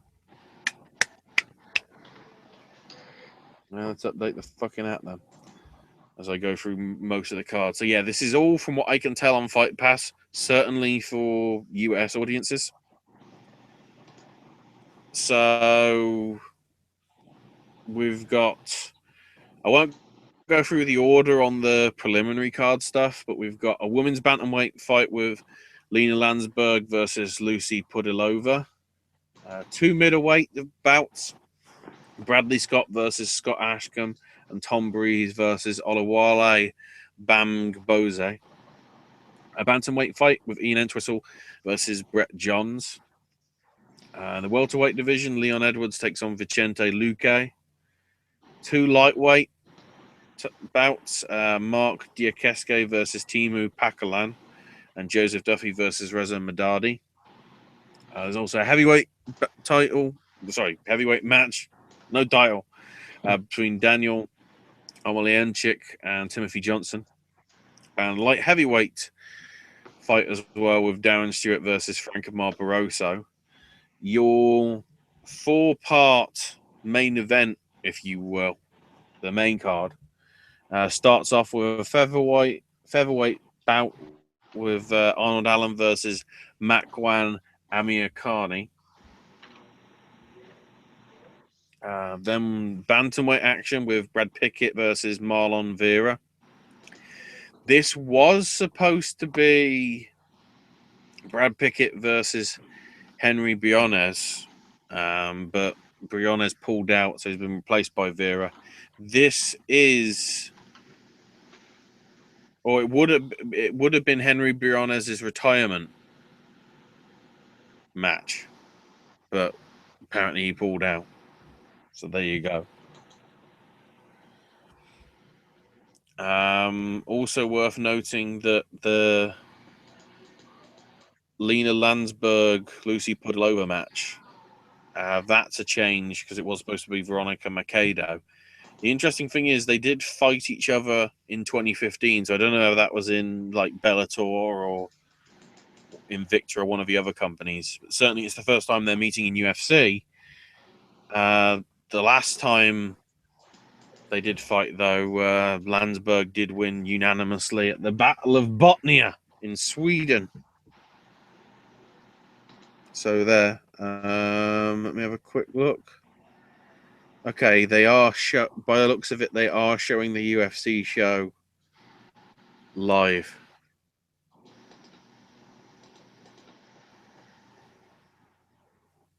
And the other two matches on the card, because I forgot to mention them.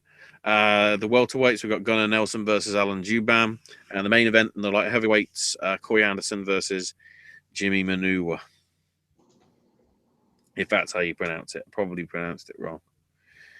In the news for UFC, because there probably is some stuff. Kevin Gastelum, after his win on the show this past Saturday, apparently he's going back to Brazil because he's going to be facing Anderson Silva at UFC 212 in, I'm trying to think when that is, a few months, I think. Yoel Romero is waiting to challenge the winner of the Bisping GSP fight. Let's see if I can get the other pages of news up, because that's being a bit of a bitch.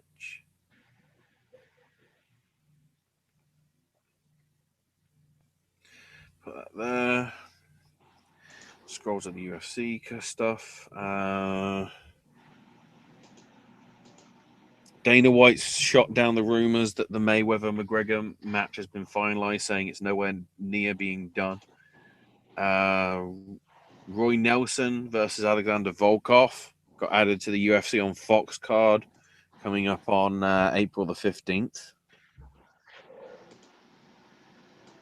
Also, I can get past the... Oh, wow, there is actually no MMA news on that one. Wow.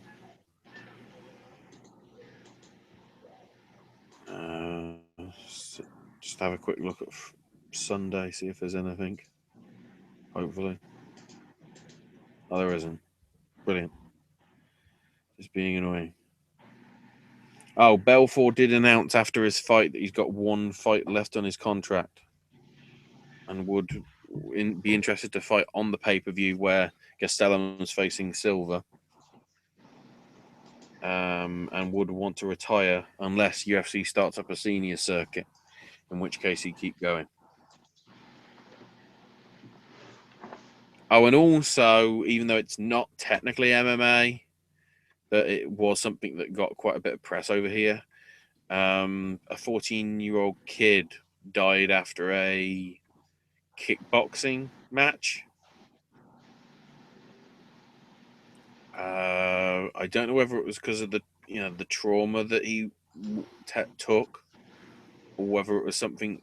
I don't think it was anything to do with weight stuff, but literally like the same day, the BBC over here did run a story over the problems with weight cutting that UFC seems to be having right now, because obviously we've had multiple fights over the last few months, either only being catchweight fights or not even happening at all because of people failing to make weight.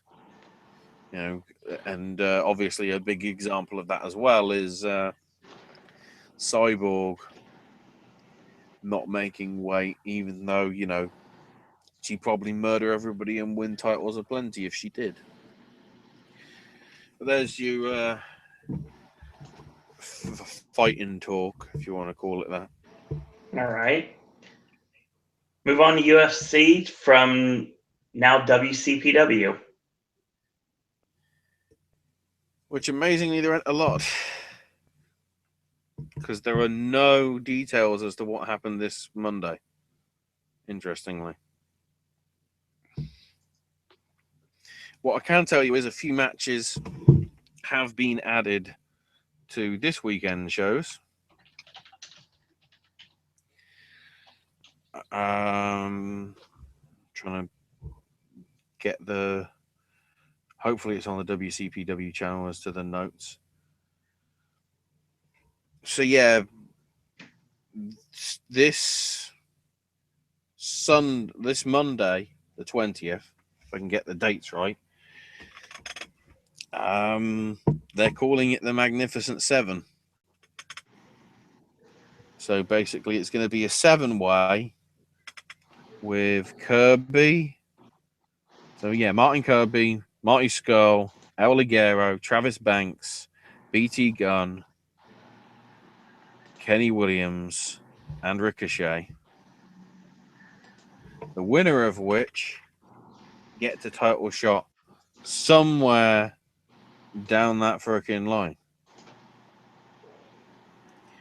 On top of that, we also had confirmation that Drew Galloway accepted the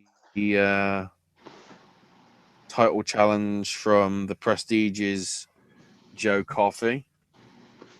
So that will be coming to the Bulletproof show as well. I'm guessing. Also, they announced that Matt Riddle was going to be doing the shows this coming weekend as well. It could be an interesting one, in all honesty. Be interested to see who they pair him up with in terms of matches. I think they also announced, if I can get the notes up, for the Scotland show on the Tuesday, which also acts as the What Culture World Cup qualifier. 23rd, that is.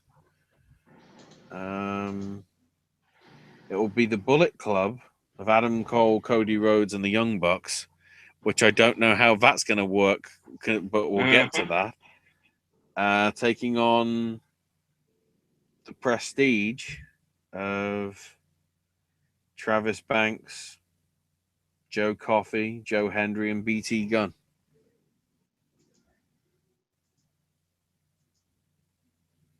That's good. That's actually this this Tuesday as part of the World Cup thing. So again, just as a reminder, the World Cup will be Tuesday and Thursday, so I guess we'll only be able to go through one part of it. But the other confusing thing is there's going to be 2 shows for me to cover next week. Because Friday, I can't remember what they called it. The shit did they call it? I can't remember. Whatever the name of the show that they had this past Monday was, that nobody seems to know the results for or not making public. So it'll be a surprise. I'm trying to find them.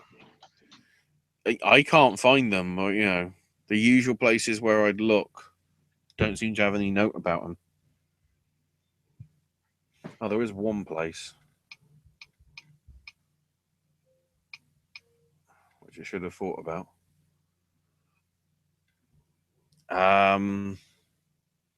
But yeah, the World Cup schedule, even though it probably goes into next week,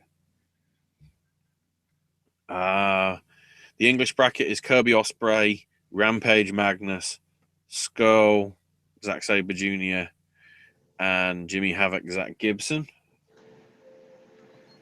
And then the Scottish bracket, which admittedly is Thursday, but I might as well go over it.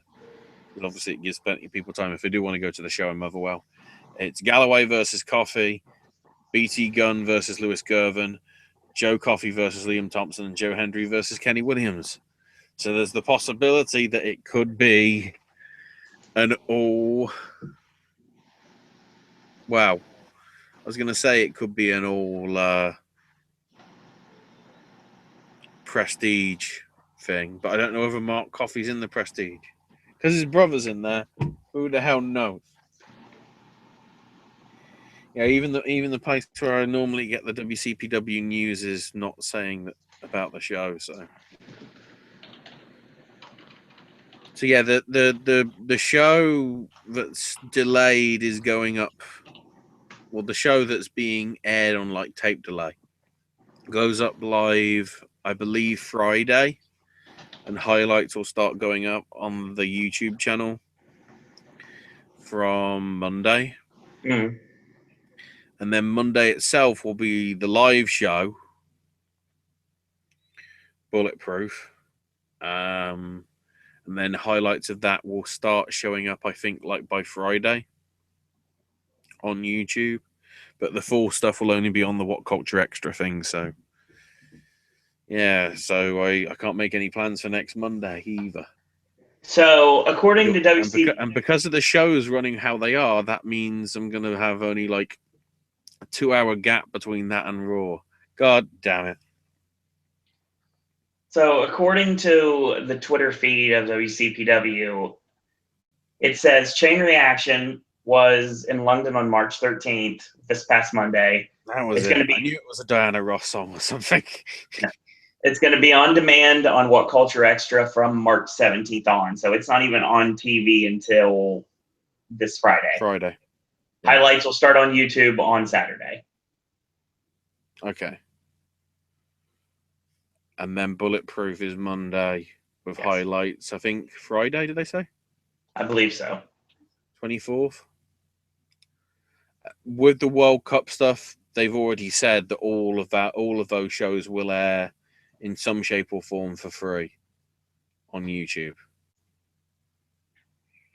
And they, just remembering, they did announce a pretty big match for the Motherwell show next Thursday. And that's a triple threat, which I guess isn't for the title unless, Ospreay wins against... Oh, no, Ospreay didn't win against Galloway. Okay. I guess it's for no belt. But it's Ospreay versus Marty Scurll versus Matt Riddle. That could be an interesting triple threat. Indeed.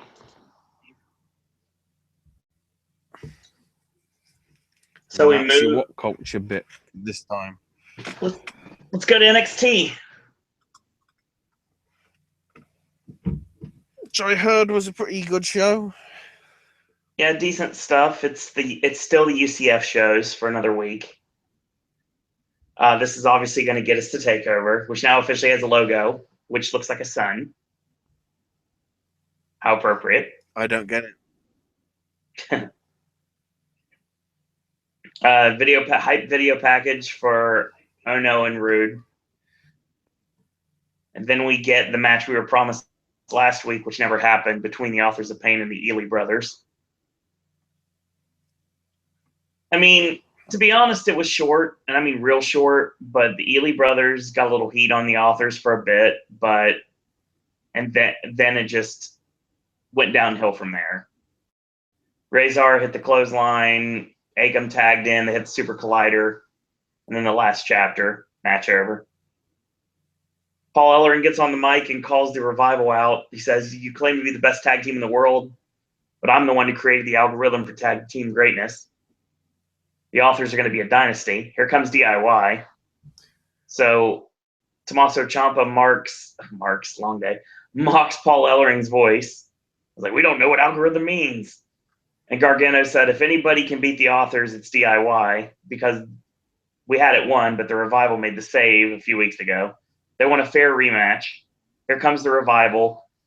Dash says there's 3 things you don't do in sports. You don't bench Tom Brady, you don't sit out Michael Jordan, you don't have the Revival on the sidelines of the division that they helped put on the map. Scott Dawson doesn't care who Ellering managed in the past because they're the best right now. Here comes William Regal, and it's official. We have a triple threat, a legit 3-way dance for the tag belts at TakeOver. Nice. We get a vignette for Heavy Machinery. They're coming soon. Nice video package on Asuka. We get Nikki Cross against Macy Estrella. Why they're pushing this, why they have this girl on television and not Crazy Mary, it's beyond me. She's tall. And she wears really awkward gear, which looks like fishnets. She ends up getting hit with about 7 Golden Gate swings from Nikki Cross before the pinfall happens. Mm-hmm. Nothing to this match. It went longer than I thought it would. Here comes Ty Dillinger and No Way Jose for the save, and then Nikki jumps on Ty's back, and then they end up laying out everyone because Dillinger gets hit with the young blood. Well, actually, he's laid out via the fall of humanity from Killian Dane, and EY hits the young blood on No Way Jose. So we're building to a match, obviously. And it's going to be announced, obviously, we know, because next week, 6-man tag, Ty, Jose, and Roddy against Sanity. Get another closer look on Aleister Black. Tommy End is coming to the company. So we find Andrea DeMarco looking to get an update on Billy Kay's status at the Performance Center. But for some reason, Andrade Almas is being really a bully to Ho-Ho Loon. And Oni Lorcan doesn't like this. He's like, you want to do that to me? And Oni basically says, you know what, I don't like bullies. How about you try to pick on somebody your own size? So next week, it's announced that it's going to be Almas versus Lorcan, which I heard was a great match from what people told me that went to the show live. And Sanity against Roddy. Notice as well Oni's tweet. I did not, actually. Oni's tweet after Raw saying, I might have to change my Twitter handle then because of the whole Destroyer thing. Oh, wow. So, yeah, this leads to a quick... I don't want to get gimmick confusion and whatever. Quick promo for Chris Hero, of course. And he says, I'm going to put any doubts of any failures of the past to bed tonight, and I'm going to walk out NXT champion. So we get the main event, NXT championship on the line, Bobby Roode defending against Cassius Ohno. Roode gets a great reaction, obviously. Ohno gets a decent reaction from the crowd that knows who he is. And we get Nakamura watching in the back on a monitor. Good stuff here. Really good stuff. I enjoyed this. Roode with the Northern Lariat. And later on, he's working Ohno with a reverse chinlock. And Ohno ends up getting caught. It looks like Roode's going to go for the perfect plex, but Ohno hits him with the Orange Crush. And then he starts firing up. He hits a drop kick, does a kip up, looks great. Gets the rolling forearm in the corner, and then the Cyclone kill for a near fall. Nigel, of course, calls it because he's on commentary for this. Hang on. Reverse chinlock. Yes. Chinlock Horn is now on Wednesday night. Yeah, but you noticed it was the reverse of a chinlock cord. Yes. It was flipping it the other way around. It's a legit reverse chinlock cord. Roode ends up working the heat on Ohno, gets the lung blower for a near fall, and then Ohno works out. He gets some shine. He gets the diamond dust for a near fall. And Ohno's coming off the ropes, the rolling elbow. He gets caught with a double R spine buster. Set up for the glorious DDT, and Ohno hits death by elbow, but Roode goes to the outside. And Ohno picks up dead weight, rolls him into the ring, and he hits a leaping tuck senton that would make Tozawa envious for a near fall. Ha! Exactly. They work back and forth, and then Ono ends up going for an O'Connor roll. Rude ducks down, and Ono hot shots himself across the top rope, eats the glorious DDT, and Bobby Roode retains. Good stuff. Good stuff here. From what I've heard about Ono lately, he's trimmed down a bit. So I'm anxious to see what they're going to do with him, actually. Who his program's going to be at TakeOver, because you got to think he has to wrestle on TakeOver. Apparently, Hideo Itami returned over the weekend for a house show, and he's targeted Riddick Moss. Ooh. Because Moss was the one who claimed that he ran Tommy out of the company. He's the one that put him on the shelf. So that's continuing. This is something for you, Ashley. NXT is going to be returning to the UK in June. I wonder why. Yeah. So we'll get to that. Don't worry. Because it worked so well last year with Rude. Yeah, Rude's official I'm guessing debut it's was part last of the year. Donington Festival shit again. The Download Festival? Yeah. Yes.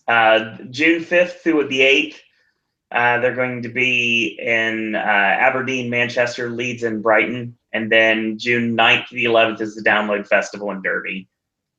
Interesting situation here. They never bother going to fucking, Birmingham for NXT. Interesting thing about this is when you look at the actual lineup for the show, it says superstars such as Bobby Roode, Asuka, Cassius Ohno, and more. Shinsuke Nakamura is not mentioned, so a lot of people are thinking anyway that Nakamura's last match with the company is going to end up being at TakeOver against Bobby Roode, and I'm sure that it is. If you are interested in attending the event and you can still find a way to get tickets, it's livenation.co.uk for more information and to pick up your tickets. They start on sale March 17th, this Friday at 10 a.m. local time. Hang on, the download one's June the 9th, isn't it? 9th to the 11th. There's 3 days. Okay, I just need to quickly check something. And real quick, the UK... Friday through to Sunday. Because you know who else is at the Download Festival? I do not. Fozzy. That makes sense. So I'm sort of wondering whether on the day after, let's say Fozzy are playing like the Friday or the Saturday,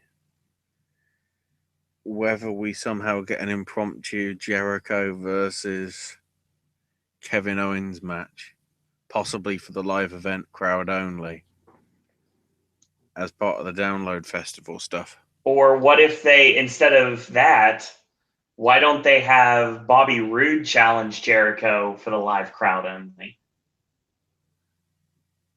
Possibly. Roode Jericho for the NXT belt? But that should be in Canada, though, to some extent. Agreed, but still, it would work in this situation. Real quick. Winnipeg, you assholes. Yeah. WWE, I got to piggyback off this because this is obviously talking about the UK. The UK Championship live shows on May 6th and 7th have already sold out. No surprise there. The nights.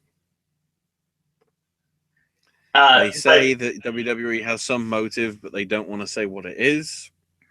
Because I guess they feel it could hurt, their daughter's opportunities. If she even has any. Who knows? Nah, probably not. Nothing. I actually went through their shows, and the main issue that I think they had is they couldn't get a lot of people that they wanted. I would have thought, because at the same time as the Bellatrix show on the Friday, Southside Wrestling was doing their women's show. Mm. So quite a few of the women that have been on the show there before, were on the South Side stuff. Predominantly, though, it was most of the Bellatrix women, with a few people brought in here and there. The other thing worth noting is that Chris Masters won their world title in the afternoon show, Mhm. and then the evening show dropped it to who else but Alberto El Patron. Nice. I'm not saying that it was biased, but it was fucking biased. So even though we're not talking about that stuff yet, I will say you mentioned the shows. The Ricky Knight show actually is sold out as well. So Yeah, the one that that's they announced for a few days afterwards, I think. 13th of May. Yeah, which actually, from what I can tell, has a pretty the big. It tells you a lot. The big attraction that they were trying to say that was on the bloody night show was Jack Swagger, Yeah. and then it just seems coincidental that they release him on the Monday, the day after the WAW shows. Just a coincidence, honest. Oh, yeah. And of course, Soraya's show, she's put it out pretty much an all points bulletin to all female wrestling champions around the world to compete in the tournament in May, which is the same time that the WWE will be running their tournament, most likely. Which is interesting because I'd have thought if Paige was more in favor with than the family was, there could have been an opportunity for Paige's mum to actually be in that tournament. But I'm thinking right now that probably ain't gonna happen, man. Most likely not. So let's move on to Ring of Honor. Which is an interesting affair this week because Yes. it's a show on a pay-per-view week where stuff actually important happened. So we started off with the proving ground match between the Young Bucks and Coast to Coast of Leon St. Giovanni and Shaheem Ali. It's worth noting, obviously, the Young Bucks did have the belts, which is a bit of a problem because of obviously what happened the week before, but they basically established, that the situation that had happened, I think, the week before, because obviously it was pretty widely known that the Hardys had won the belts off them on the Manhattan show. It's really weird they would air this, given the fact that, I mean, they should have put a disclaimer saying, like, Ian should have said something about, well, this happened beforehand, but obviously we know that the Hardys are your current reigning and Ring of Honor World Tag Team Champions, but this happened beforehand. But the thing is, it still fit though. Oh yeah, of course it did. Yeah, the Bucks did a super kick party and Nick did a 450, getting a pinfall victory, and then afterwards Matt hit a twist of fate on Ali, and Nick gave him a swanton, which builds into TV tapings, which you're going to have to air bloody quickly. I got that news. Don't worry.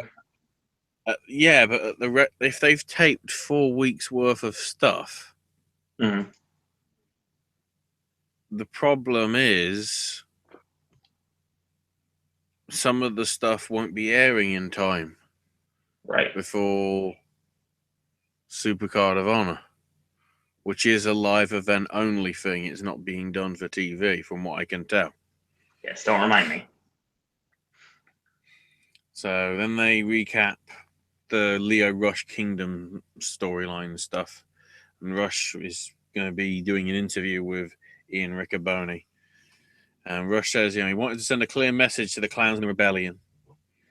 So Kenny King comes out and says, the rebellion gave you a golden opportunity. We are far from fools.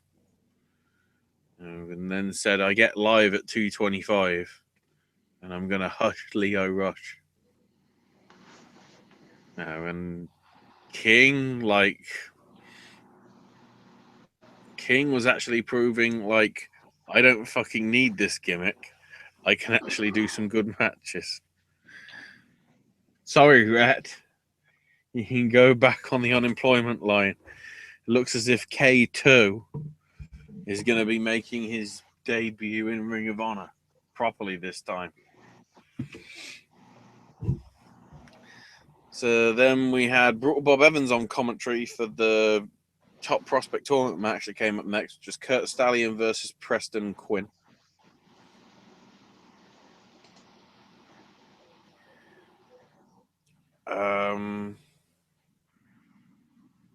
Also, Alex Shelley, I believe, was on commentary for this as well throughout, I think, the entire show. Yeah.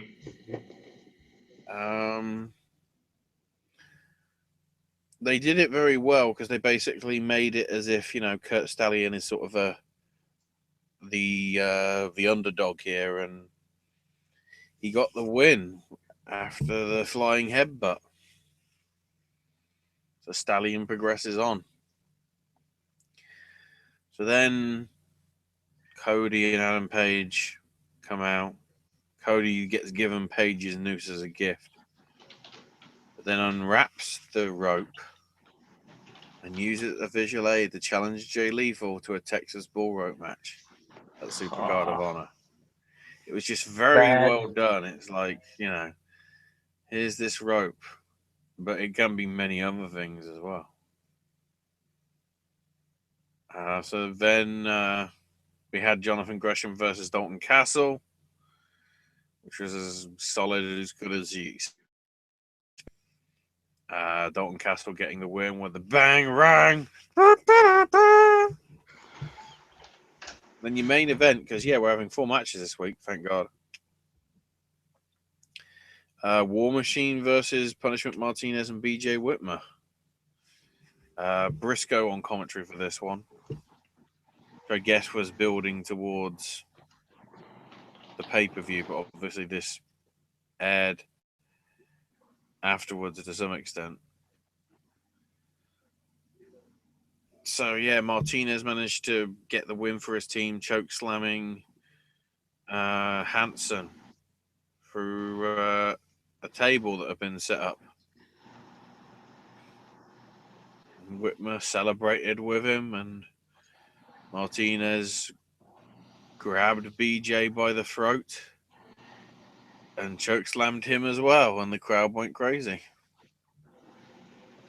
So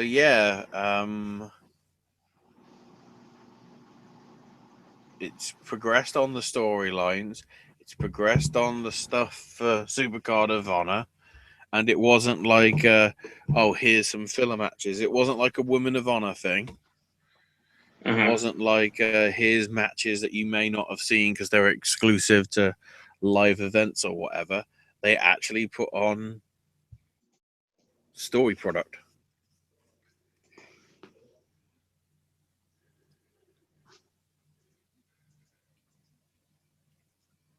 So we got a lot to talk about with Ring of Honor now. Yes, this week's TV tapings, which I'm guessing will start airing from this Saturday. Sounds about right. There was a dark match though. It was important because the Gorillas lost to Dirty Ron Ivano and Kikutaro. Kikutaro made his Ring of Honor debut. Hell yes, son. And he won. Yeah, got the pinfall as well. Whenever the Shining Wizard. See what you've done, Colt Cabana. We love you. Indeed. So for the first taping, they only did 2 matches from what I can tell. Right. With Ray Rowe beating Davey Boy Smith Jr. and Marty Scurll beating Kenny King. I'm guessing Because they're saying that there's 4 tapings, but I'm sort of thinking some of these might get moved around. I'd say so. Because logically, if we're going on the order of the tapings that could lead to stuff happening at Supercard of Honor will air after Supercard of Honor has happened. Yes. So we could be airing them in reverse order. In all honesty, we could be having the big title stuff early, and then this match possibly later on. Sort of like how they did because the last thing they filmed with the last set of tapings was what we saw last week with Kazarian turning on Daniels. It obviously turned out to be a ruse. Of course it did. So taping 2, again, we only had 2 matches, but significant stuff certainly this time. Punish Martinez beat Hansen. And the 6-man tag belts are on the line. Obviously, TK O'Ryan wasn't clear to compete because I believe he broke both shins Mm-hmm. and has gone into surgery. I think he was supposed to be making an appearance for Northeast Wrestling this weekend. Obviously, it'll be limited now because of what's happened. I mean, I do know that replacing. Go ahead. I do know that he is. He was trying to get a Pro Wrestling Tees shop going because it would help pay for his medical bills. True. So replacing him in the title picture was Silas Young. And the title has changed hands. The new champs are the Briscoes and Bully Ray. I think they were building to this anyway, to be totally honest. I'd have thought so, yeah. Makes perfect sense. And now they can work with the Bullet Club because obviously Bully has heat with them for Manhattan Mayhem. Mm-hmm. Then on taping 3, we had Sabin beat Caprice Coleman. Roppongi Vice victorious over Will Ferreira and Cheeseburger. And then the 8-man wildcard tag match had... Hold on. Don't want to forget the fact that after the match, Will Ferrara actually walked out on Cheeseburger. Did he? Oh, ain't got that. After refusing to shake both Trent and... Oh, God. Trent and Rocky's hands. Yeah. And then the wildcard match, the Jays of White and Lethal, along with Adam Page and Silas Young, beat Bobby Fish, Leo Rush, Colt Cabana, and Hanson. Worth noting here, because I won't remember otherwise, Bobby Fish has announced from the end of March he's able to take independent bookings again. Yeah, I saw that on Twitter today, actually. There's another Ring of Honor contract that's expired. I want to mention some interesting things about this match that I read from the write-up. So, Hangman Page walked out on his team. Lethal one with the lethal injection on Leo Rush. There was a sequence in this match that I really want to see how it plays out on television. So, Hanson body slams Leo Rush on the Page. And then he goes to Leo Rush and says, "You need to do the same." So Leo Rush picks up Hanson and slams him on Adam Page. Seems legit. And then the main event, the semi-main event, the Briscoes versus the Hardys. Mm-hmm. A lot more broken than they were at the 15th anniversary show. Definitely. But I guess you can say the same old story. Because the Hardys did retain. Once again, I am a prognosticator because the Young Bucks come out and Super Kick of Honor will be a ladder match. That's the interesting thing, though. Apparently, it's only a ladder match. Not ladder war. There's not enough heat with ladder war, to be honest. There is, but there's not. Not yet, at least.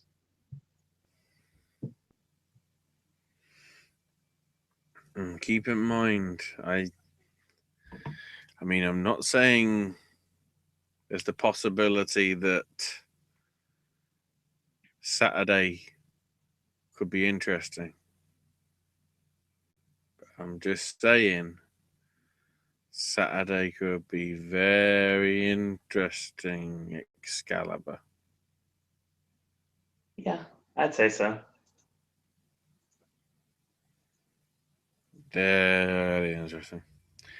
And then The main event. the 6-man, which was set up like at the start of the thing, at the start of the whole event anyway. Dalton Castle and The Addiction beat Adam Cole and the Young Bucks. The Super Click. Yeah, and afterwards, Adam Cole basically tried to fire the Young Bucks for not performing, but they super kicked him and fired him and said that he was never the leader because the true leader of the Bullet Club is Kenny Omega. Oh, it makes me even more wanted to be in Lakeland on Saturday night. I honestly don't think he's showing up. I think they're saving it for the pay-per-view. Which wouldn't be surprising. They're saving it for War of the Worlds in May because he'll still be in. Because I think at the minute, him and possibly some bloke called Tiger Mask, who may or may not be Kota Ibushi, are planning to steal the fucking show. Oh, yeah. For the April New Japan show. I'd say considering what went down this weekend. God damn it. We'll get to that. Don't worry. Real quick before we end for Ring of Honor, I do have a couple of little tidbits that came from someone who was in attendance for the 15th anniversary show. Interestingly enough, before the show started, they had all the champions of ROH out for an autograph session. Hardy's had a huge line. The second line, surprisingly enough, was Marty Scurll. The Kingdom, plenty of room, sadly. Ticketmaster sold seats that weren't there. Brilliant. So Sam's Town and Ring of Honor worked together, caught the problem early, and they had seats plus a comp cocktail for people. Get fucking drunk. Get fucking drunk. Get fucking drunk. So yeah, Kerry Silken and Joe Koff were talking to fans at ringside before the show. The pre-show match was Will Ferrara over Shaheem Ali. And then after the three-way tag match, all three teams got a standing ovation. Deservingly so. I know you're dying to talk about it, Ashley. Let's talk about New Japan Pro Wrestling. Holy shit. Let's talk about the cup. Yeah, because that's all we've got to talk about because nothing major's happened on the undercards, thank God. So, as usual, New Japan Cup is normally where you see upsets, and we had upset fucking Suplex City. Dude, God, so Saturday, we started off with Yuji Nagata beat Tangaloa. Toru Yano beating Tamatonga in like minutes because Yano can't go a match longer than a few minutes unless he's in a tag match. Then Fale beat Elgin, which is crazy. And then Tanahashi lost to Evil. Afterwards, stating that Tanahashi's spirit can rest in peace. Because that's the thing you do now. So, yeah. Because of this win, I'm thinking There's the possibility that Evil can win this. I think he very well will. He honestly, I think the only person that may have Evil's number, it's Katsuyori Shibata. And I think they're going to give it to Evil. Sure, we'll get to that because Sunday we had the other half of the bracket happen. Robinson beat Yujiro. Sanada beat Yoshihashi. Shibata beat Suzuki in a damn crazy 20-minute match. And then the big one. Fucking Ishii beat Omega. Once again proving that Kenny Omega can lose, but can still put on a fucking 5-star quality style match. Indeed. Hang on, let me look at the ratings. Oh, I take it back.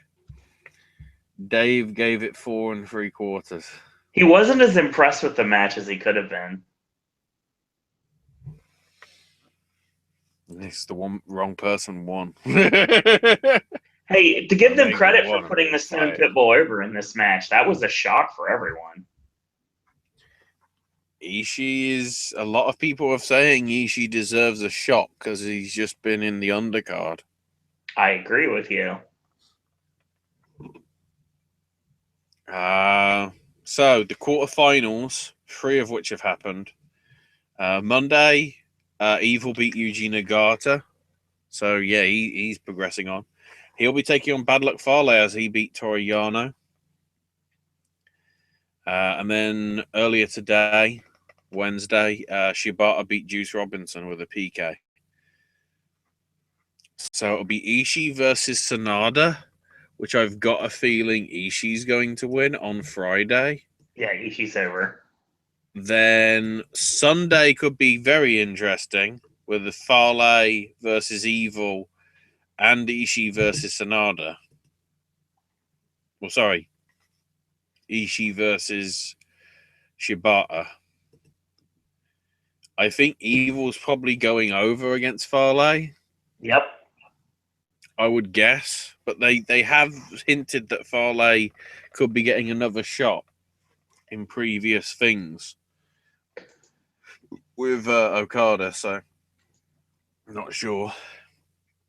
And then Monday will be the final, so and then hopefully by Wednesday next week when we talk about this again, we will have a card for I don't know what it's actually called. I don't know if it's Wrestling Dontaku or I can't remember the names of the shows as to which one it is. Invasion Attack. I don't like. Hold on. I got this. Off the top of my head, I can't like. To the website. To the internets. It will be. Are you talking about March 25th? No, April the 8th.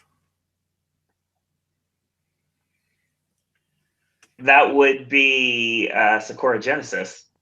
Oh, of course, they're naming it that because of anime. Yes. Animes for the win. Da-da-da-da.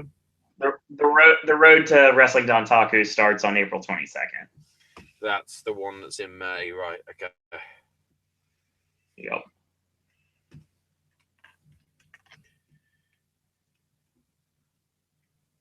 So yeah, that's what's been going on. It's been a lot of crazy things going on in New Japan lately.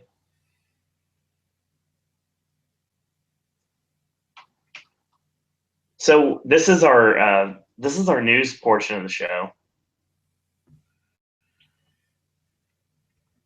The first thing I want to bring up is the fact that we had another tournament. We had the 16 karat gold tournament this past week. WXW, yes. WXW, yes, exactly.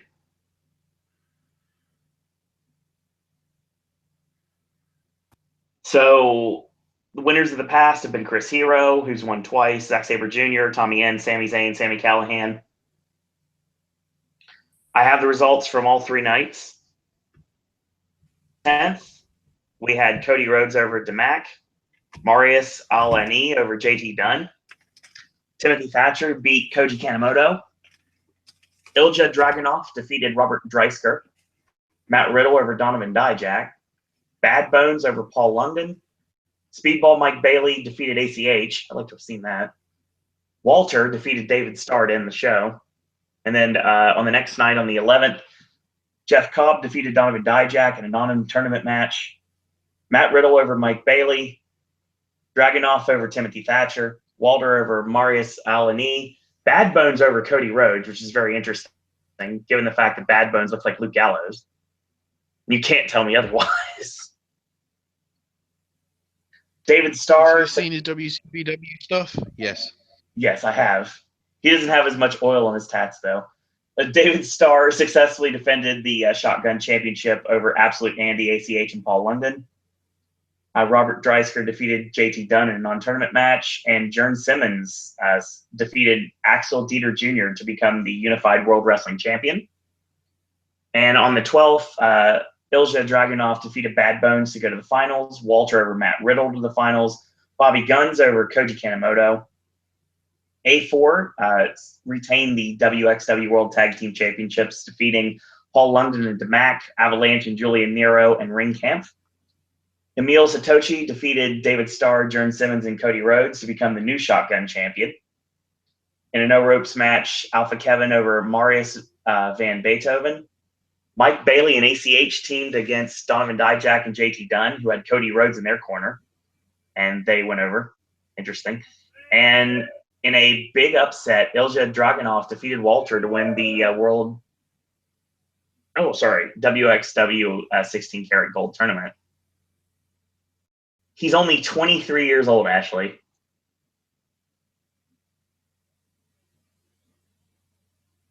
Absolutely crazy. At least we know that he'll be in WWE in 5 years.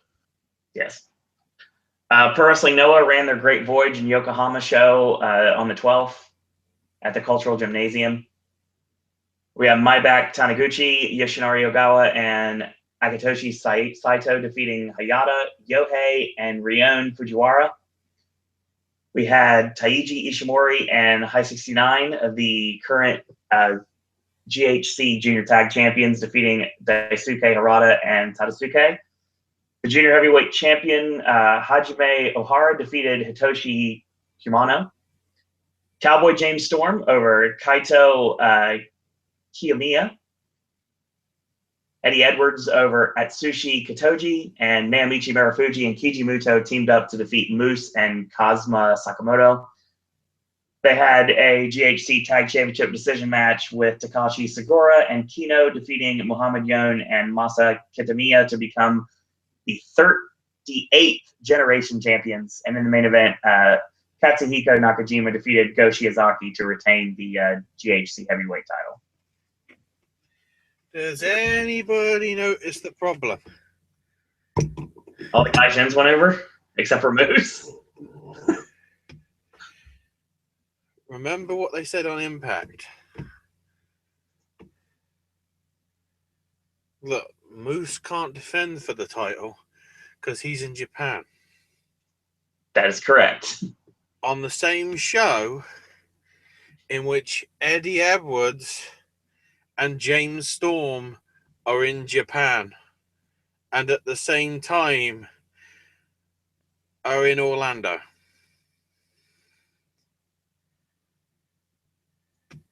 Fair point. Anybody notice an issue? A very, very, very slight issue.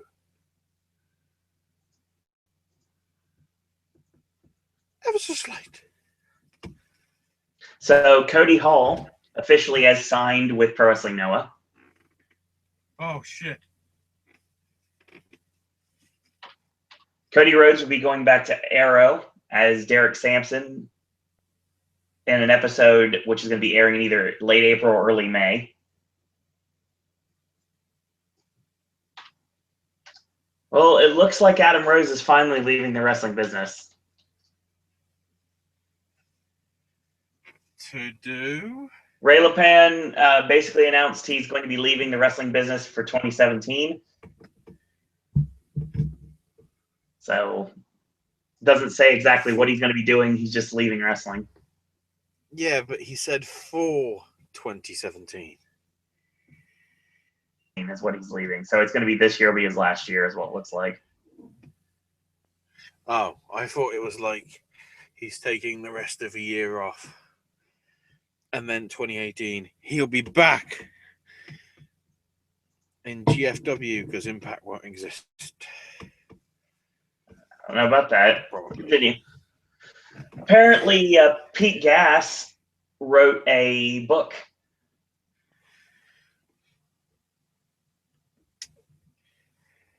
Looking at the lights, my path from a fan to a wrestling heel. Talking about his humble beginnings, Jeez. friendship of Shane McMahon and the McMahon family. Talked about working with the WWF at the time. And it had forewords by John Bradshaw Layfield and Adam Copeland. What? Yep. Hardcover copy available on Amazon right now at $24.99 if you're so inclined. What? Yeah, the Pete Gass. See, the Crime Time book, the JTG book, the two like books that he's put out, the digital copies. They're complete. They're like uber cheap, and I would recommend picking those up. They're fun to read. But Pete Gass, $25. That's for a physical version, though, right? That's what it says. Thank you. Is there even a price for a digital version yet? I don't think so, actually. Doesn't look Probably like there not. was. Here's news that I would love to take advantage of, and if I wasn't dirt poor right now, I totally would. Pro Wrestling Tees have been announced 50 pairs of Converse shoes of the Elite. So What? So this you Friday, can look like Roman Reigns as well? oh God. Wait. So this Friday, March 17th at 12 p.m. Central Time, if you go to the Young Bucks or Kenny Omega's Pro Wrestling Tees store, you can purchase the Elite Converse tennis shoes for $185 plus shipping. If I had the money, I'd buy them. They're available in men's sizes 5 through 15.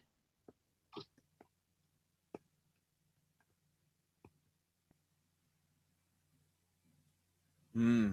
So yeah, there's that. Hogan's Beach Shop will be opening down the road from me, actually, on International Drive in Orlando. It's the site of a former 7-Eleven location. The grand opening is going to be on the 30th, next Thursday, and Hulk Hogan will be signing autographs at the grand opening until April 4th. What? He thinks there's gonna be a line fucking long for a week. He's going to be there all those days. Is basically if you miss the Hulkster one day, you're going to be able to see him anytime in that group. Christ. So WWE news: Rusev is going to have to take some time off for his shoulder surgery right before WrestleMania. Don't know when he's coming back. Hopefully this means that he'll be in the cruiserweight division then next year. It's like Neville. We've got Chris Jericho going on tour with Fozzy right after WrestleMania 33. He's going to be gone the entire month of May, and he's going to be returning to live events in June. Like the Download Festival? Yeah, possibly. Jake Hager officially got released from WWE, so the countdown to Jake Hager showing up in Impact is probably on at this point. He does have a 90-day no-compete as of this point, so WWE at least did that. Guess who's fucking debuting at Slammiversary? And then July people 2nd? go, Yeah, I what can the see fuck that. are you doing here? Speaking of things that don't make any sense, John Cena is going to be named the CinemaCon Action Star of the Year. Yeah, well, that makes perfect sense, you know. He's in Daddy's Home 2, which is an action film.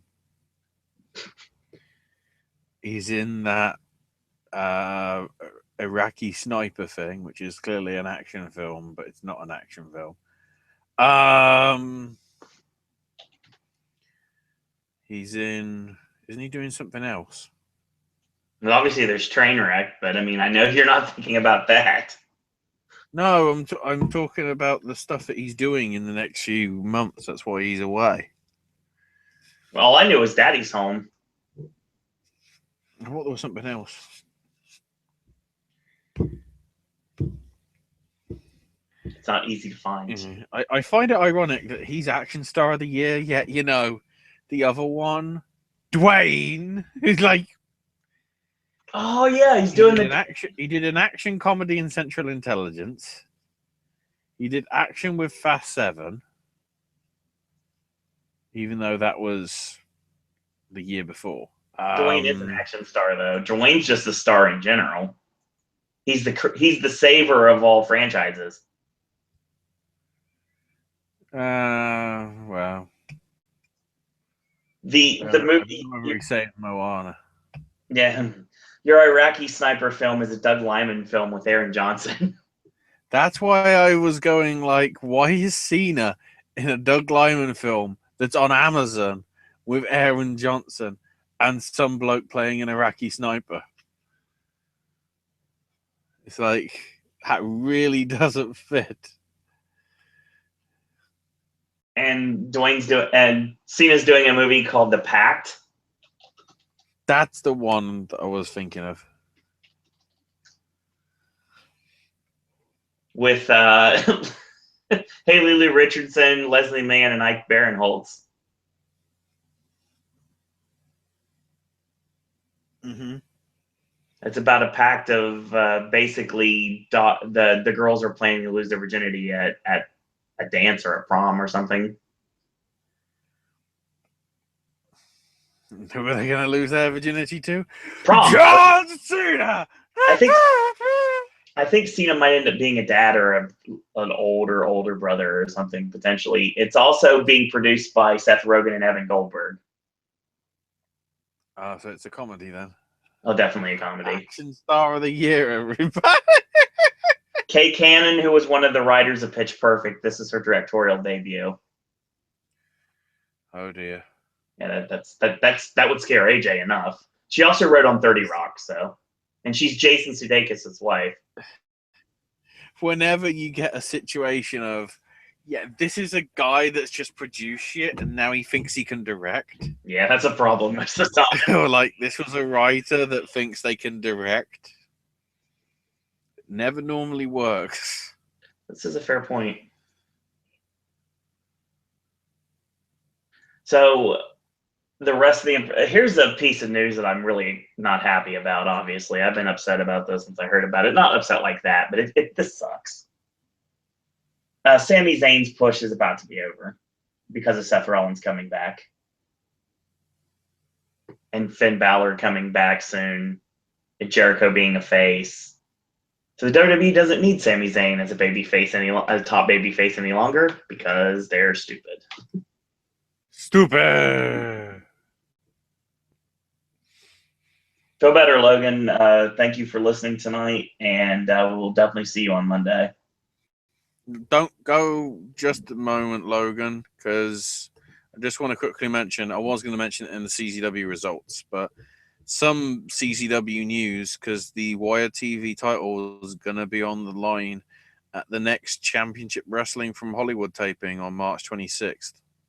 Let me see if I can get the Wire title will be against the former Johnny, but is now just Yuma at the tapings right before WrestleMania, or the weekend before WrestleMania, I should say. So, Johnny Yuma, that's something you might be able to enjoy, considering it's your local promotion, because they should have a good match. Fair point. So it was announced actually on video after NXT that Elias Sampson challenged Cassius Ohno to a Loser Leaves Town match, which is leading to the Drifter getting brought up to the main roster after WrestleMania. Oh, well, that's it. So That's airing after. After Mania? No, as in after the title match. It was one of the first So matches on the taping. NXT flipped the tapings around as well then. Well, yeah, they kind of had to. So Cedric Alexander is going to be out with a right knee injury. He won't be able to wrestle for 3 to 5 months. So he'll be back in the summer.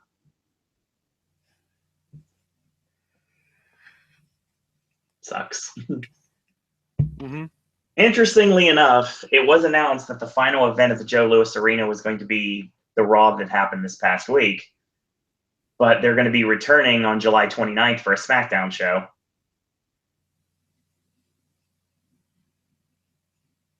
Interesting. Perhaps they realized we need to fucking make up for it, son. Yeah. If you want to buy tickets, the pre-sale password is the Joe.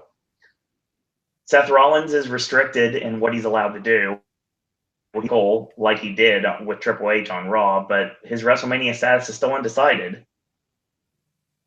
So it's a possibility that Rollins still may not be able to compete at WrestleMania, but we're going to have to keep watch on that.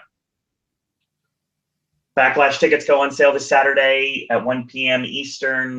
This is going to be live March 21st from the Allstate Arena in Chicago. And here's something really interesting, and this is my last piece of news for the night, actually. Have you heard about Southpaw Regional Wrestling? Oh, God. Yeah. Apparently, there's going to be a parody. Real life camp. It's a real life camp WWE. It's like, fucking hell. I mean, John Cena's basically doing like a Gordon Soley ripoff. I'm in. I'm totally in. This looks hilarious. John Cena, Rusev, and Lana, as well as Chris Jericho, the Good Brothers. How appropriate. Southern Wrestling, the Good Brothers have to be involved. Cesaro and many more. There's no listing on the network for it, but obviously this will be airing at some point, somehow, sometime on Friday. Might just be on YouTube. I don't care. I'm in. I watched the clip of it. I'm in. It's an episodic thing. It needs to be. Whether it's just a one-off. We shall see. So that's my news. Take us through the rest of the results of the weekend. Well, I've got a bumper of Dave because we've actually got this week's stuff in. Ah. First of all, though, Lucha Underground is on Netflix. Yeah, that happened yesterday. But only if you're in America or Canada. Correct. Everyone else, fuck you. The interesting thing to note, though, is there is Spanish language commentary for both seasons. Interesting. Although there's problems because there's voice actors dubbing over the parts of the wrestlers that are even talking in Mexican. And when they do the on-camera desk shots of Striker and Vampiro, you've got the two commentators from Plus Lucha talking over the actual play-by-play. So, weird sort of amalgamation of shit happening there. The card stuff I'll get to. So now I get to Monsieur Dave from last week.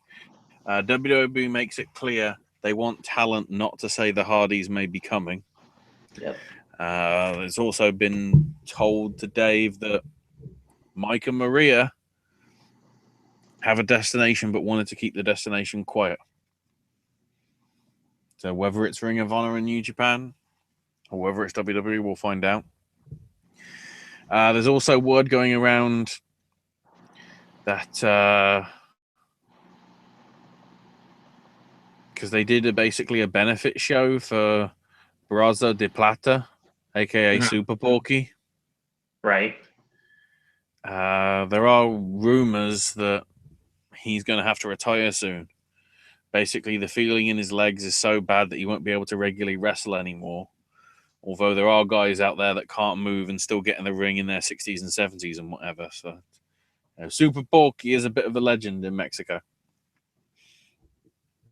Miguel Fonseca, who did PR and helped book AAA, has gone. There's the thing about every show that they work, AAA talent have to say that it's sold out on social media to make it appear that all is good. Wait, so hang on. They're saying that the show is sold out. There's no tickets available. So why the fuck would people go to the show if they think it's sold out? I've only just realised that. Fucking hell. Lucha Underground is going to be on German television soon on Tele 5, which was the station that used to air Raw. And, still airs Raw, but by WrestleMania, it'll be on another station instead. Jeff Jarrett was always planning to remove Josh Matthews as an announcer, but do it as a storyline rather than just pull him. So that makes me wonder whether Josh is around properly or not. Who knows? The alliance with Conan and Crash has political implications because if Lucha Underground goes down, or they make the call not to use Cage or Phoenix or Pentagon or others who have left AAA for Crash, Impact will have a direct line to all the key talent, so who knows what's going on there. Ricky Morton wanted Jim Cornette to induct Rock and Roll Express to the Hall of Fame. No official announcement for it. Lawler was supposed to be doing some talk show things this weekend that got cancelled last week, basically because of the Legends deal, from what I can tell. It's basically $10,000 a year to stay affiliated, so not much. So who knows? Arkansas has introduced a bill to possibly deregulate pro wrestling. We might be seeing some wrestling shows in Arkansas as it stands. The most watched show for 2 weeks ago obviously was Fastlane and the post show. Also, for some reason, the Beast in the East show got in the top 10 as well. Talking Smack was 11th. NXT got 3rd, so not too bad anyway. 205 Live was 9th as well, so it did make the top 10. So to the latest stuff, Anthem and ITV have reached a deal. No details are fully known on it, but the working plan is to start a weekly TV show that will air at 5 p.m. Saturdays starting in July, taping 10 or 11 one-hour shows over the 25th to the 27th. They're committed to a short run in that time slot and would make then a decision on continuing based on the ratings. But while the idea originally was for an ITV run promotion, they've stuck with trying to use an existing promotion as a content provider. They were given the recommendations of either Impact or What Culture, and they decided to go with Impact. Also, interestingly, they want Jim Ross as announcer for the thing. You know, they are in talks, but obviously he was only on for the pilot. Now, what's the main event of WrestleMania, Owen? Well, at this point, it looks like it's going to be... Well, the correct answer, obviously, is not going to be the correct answer. It's probably going to be Brock and Goldberg. No, it's Brock Lesnar and Roman Reigns. That is already the main event that's currently on paper for WrestleMania 34. Oh, dear God. Next year. Why? It doesn't necessarily mean Reigns is beating Undertaker or Lesnar will have a full run as champion. But the goal is very much to make Reigns the next Cena. That is god-awful and a horrible idea. The plan back at 31, which they delayed because of the fan reaction. So the idea is they're going to try and build it for a year and have the big coronation at 34. Do you really think this The is going idea to work? between now and then is for Reigns to be face, not only when he wins the title, but to fully replace Cena as the number one babyface on the company. This is the stupidest idea WWE could come up with right now. The Romans. It hasn't worked with. It worked with John Cena because he did actually go heel. Right. Roman's never had a chance to in a singles run. Their best bet right now is to just turn As Roman. part of the Shield. Roman needs to lose to The Undertaker at WrestleMania, and he needs to snap afterwards. And on Raw, he needs to go full heel. Other than that, it's useless. He's not going to be a top babyface no matter how much Vince wants it to happen.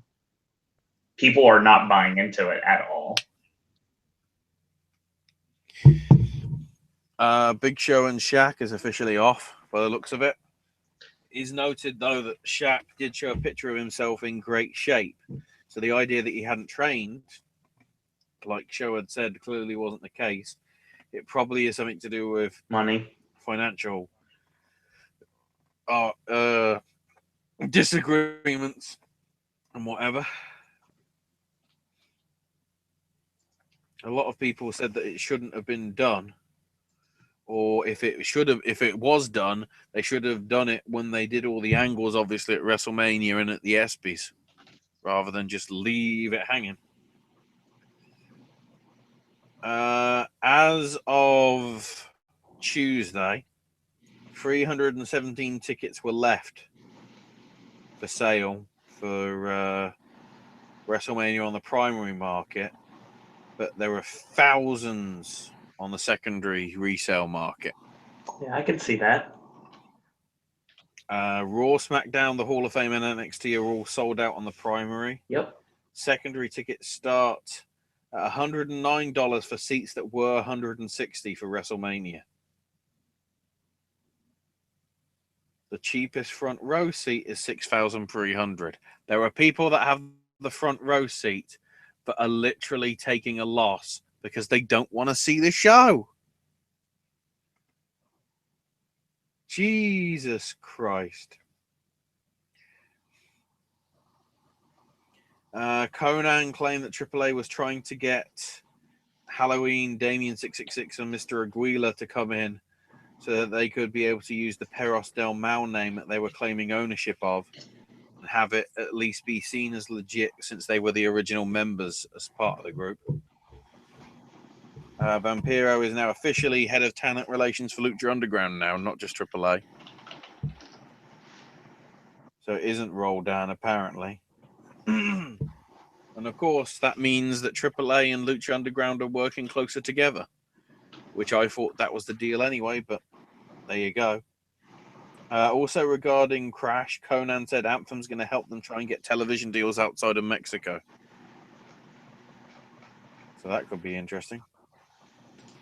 Gail Kim's been out of action with a back injury. She was hoping to start back over this past weekend, but wasn't ready. She was able to be part of as the referee for the AIW show that she was scheduled for. I'll talk about that in a minute. She's tentatively scheduled to return at the next set of tapings in early April.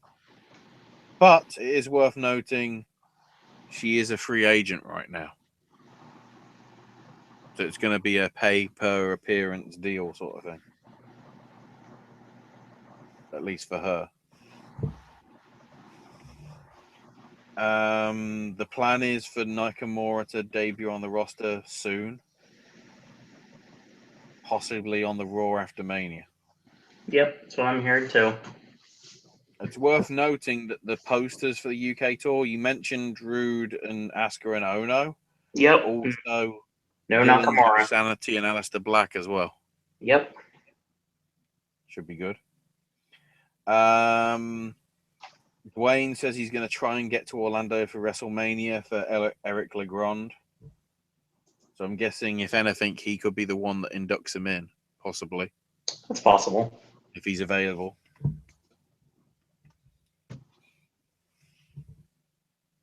On the shoulder stuff, basically Dave just side notes yet another shoulder injury. Torn rotator cuff and all that stuff.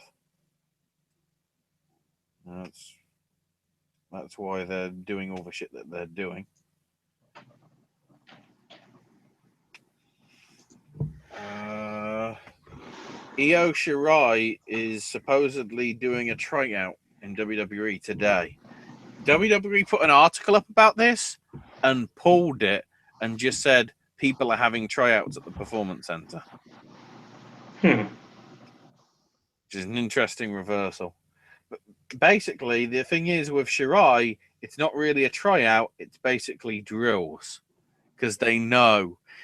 This is sort of like the equivalent of like AJ. It's like, you don't need to prove yourself. We want to sign you.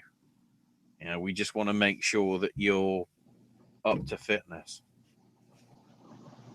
The most important about her, though, is she's just done a Japanese Playboy shoot that's just published. So go find the pictures, everybody. Because, that'll be Emelina style. Very interesting pictures, shall I say. Not like fully nude, because obviously it's Japanese Playboy and they wouldn't allow that sort of thing, but they're out there. So yeah, Kairi Hojo's already signed, but Shirai was invited to basically just check things out and then, give her the offer of what she wants to do. More rumors that Cornette will be inducting the Rock and Roll Express, which is interesting because, Cornette and WWE, unlikely. Who knows? The top 10 most watched shows on the network this week. Number 1 was Bring It to the Table, with Kurt Angle. Worth noting, that is still so fucking stage managed. And bloody Peter Rosencunt basically is just like a mark. And Corey and JBL toe the WWE company line. So what's the fucking point? Fastlane was number 2. NXT, last week's NXT, WrestleMania 30. The Ride Along made number 5. That was the one with Zayn and Neville and Rollins and Cesaro. 205 Live was number 6. WrestleMania 32, number 7. Talking Smack was number 8. I don't know whether that's last week's or the one that aired this past Tuesday. WrestleMania 31 at number 9, and then the Royal Rumble from this year was number 10. The annual stockholders meeting will be on 4/20.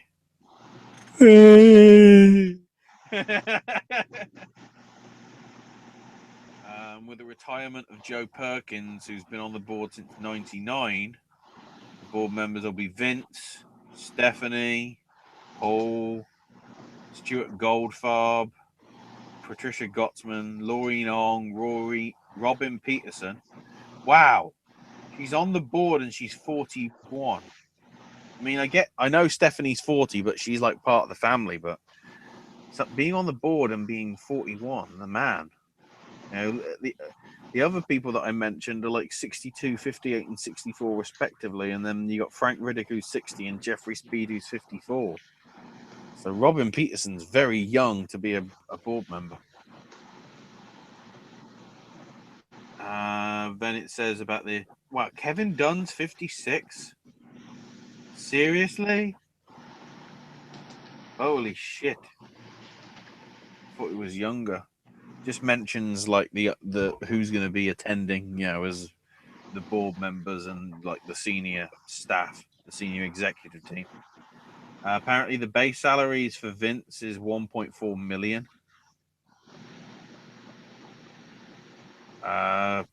Triple H's is $650,000, but that obviously doesn't include his wage as an on-air talent as well. And Dunn gets just over $900,000 a year. That's why his teeth are so fucking big. It's interesting that in management goals, the stated goal is not based on adding new subscribers to the network, but adding average hours consumed per subscriber, which is a number that went down last year over 2015. Then there's some more financial stuff, which I won't really go into because we'll go to sleep.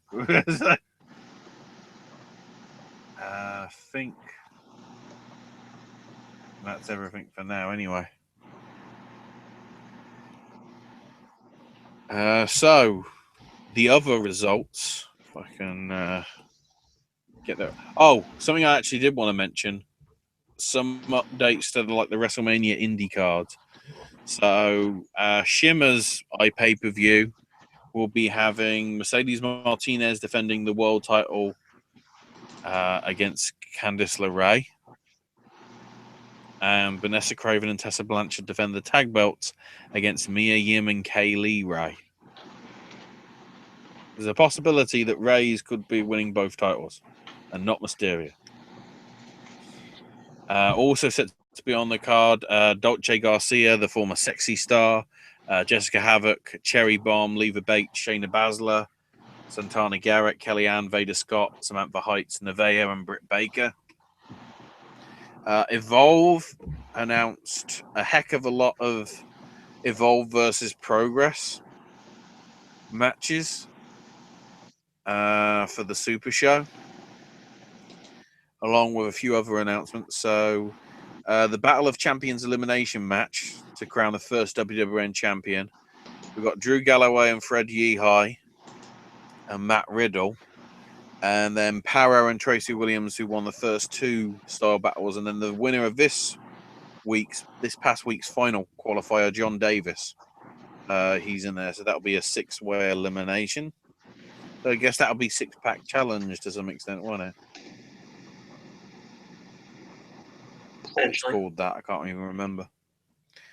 The 4 Progress and Evolve matches are Zack Sabre Jr. versus Mark Haskins, Pete Dunne versus ACH, Ethan Page taking on Jimmy Havoc, and the South Pacific Power Trip of Travis Banks and TK Cooper taking on Chris Dickinson and Yaka. Then, as what happened in Shine, which I mentioned on Monday, which I'll go to in a minute, Lufisto defends the Shine title against Sue Young in what's being labeled the Red Wedding. And also Keith Lee versus Jason Kincaid. Apparently Timothy Thatcher is going to be in action, but who gives a shit about him? Because he doesn't give a shit about anybody other than himself. Spoilers! So, as it currently stands, this is the schedule for everything major that's happening on WrestleMania weekend. So I don't know if Owen needs these notes as well. So Thursday morning, you've got the WWE Performance Center All Access thing. Obviously, you need a lot of money for that, so we can count Owen out of that. $2,000. 4 p.m. on Thursday is the WrestleCon kickoff party with Sting, Flair, and Jim Ross at the Orlando Wyndham Hotel. 8 p.m. will be Evolve 80 at the Orlando Event Center, which will be on Flow Sports. 8:30, WrestlePro will be having a show as part of WrestleCon. That'll be live only. Basically, I'll say if it's streaming or not. And then Joey Janela's Spring Break, presented by Game Changer Wrestling, as part of WWN stuff. So that'll be on Flow Sports as well. Friday, Progress Wrestling will be having their pay-per-view, which literally is because it will be on WWN Live. It will not be part of the Flow Sports stuff. So that's something you can see if you don't want to spend $20 a month. Because that probably could be one of the best shows of the weekend, to be quite honest. Evolve 81 at 4 o'clock will be on Flow Sports. Then the other thing from WWN, the Shikara show, that will be live only. Rev Pro are going to be at the Wyndham Hotel Friday. Hold on. Might be an interesting show for you to go to, Owen. Oh, I've actually already talked. I've actually asked about going to that show. To be honest, I have some I have some matches for it. I know there was one. I think it was Osprey versus Phoenix that we mentioned a few weeks ago. We'll get to that. The Wrestle Pro show is Cody defending the next. Cody defends the next gen title against Brian Cage. Fallah Bahh versus Jeff Cobb. Tommy Dreamer versus Chris Payne. Brandy Rhodes versus Joey Ryan. The Heavenly Bodies defend the Wrestle Pro. Yeah, I want to see it really bad. Heavenly Bodies defend the Wrestle Pro tag belts against the Hit Squad. Kevin Matthews, Pat Buck, and Mario Baccara versus the Blue World Order.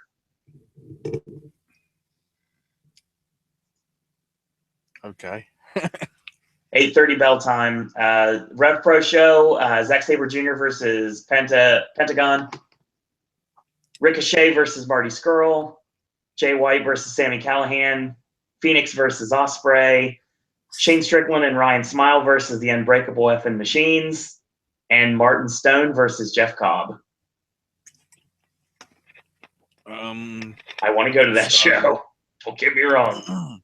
Then at 7:30, the Hall of Fame ceremony will be starting at the Amway Center on Friday, which will be on the network, obviously. Then at 8:30, not streaming, the WrestleCon Super Show. Main event, the Hardys versus Pentagon and Rey Fenix. Match to be announced if that's actually going to happen or not. The Hardy Brothers versus the Lucha Brothers. Jeff Cobb versus Bobby Lashley. And a 10-man captain's choice match with Ricochet picking his group and Ospreay picking his group. Also in action, there'll be a 20-person, keep that in mind, 20-person WrestleCon Rumble. Too Cold Scorpio, Trevor Lee, Masquerita Dorada, Shannon Moore, Shane Strickland, Johnny Mundo, Caleb Conley, ACH, Jack Evans, Brian Cage, Angelico, Vampiro, Sami Callihan, and Drew Galloway.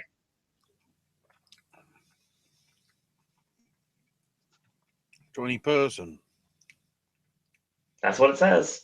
That rules out a hermit crab, then. Indeed. Damn it.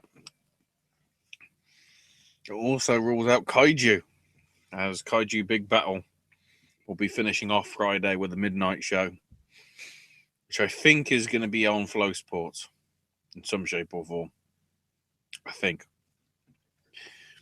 Then Saturday, literally 12 hours later, the same venue is going to be holding the Shimmer show. At the same time, Pro Wrestling Revolver. This card having is a great. show as part of the WrestleCon stuff. Have you heard about this card? Well, considering what it's running up against, I'm intrigued. So this is called Pancakes and Pile Drivers. It's going to be Ricochet versus Shane Strickland. The Lucha Brothers versus Brian Cage and Sami Callihan. Jeff Cobb versus David Starr. The Chris Brothers versus Jack Evans and Angelico. Fans bring the presents match. Don't bring weapons, bring presents legit because it's Jack Evans' birthday. The second part of the Battle of the Sexes, the Man Scout Jake Manning versus Sue Young. ACH, Palmer, Desmond Xavier, and Michael Elgin, 4-corner mashup. And the AR Fox Open Invite Scramble Ladder match with Leo Rush, Serpentico, Matt Cross, but of course that's not going to be now, Trevor Lee, Andrew Everett, and two to be announced. Something tells me we may have a little Broken Brilliance at Wrestling Revolver. Well, probably. And then the show for Shimmer, the only thing I have listed right now, Mercedes Martinez defending the Shimmer belt against Candice LeRae. I mentioned that. Yep. I mentioned them. Now, WCPW has its show at 1:30 at the Orlando Sports Center, State of Emergency.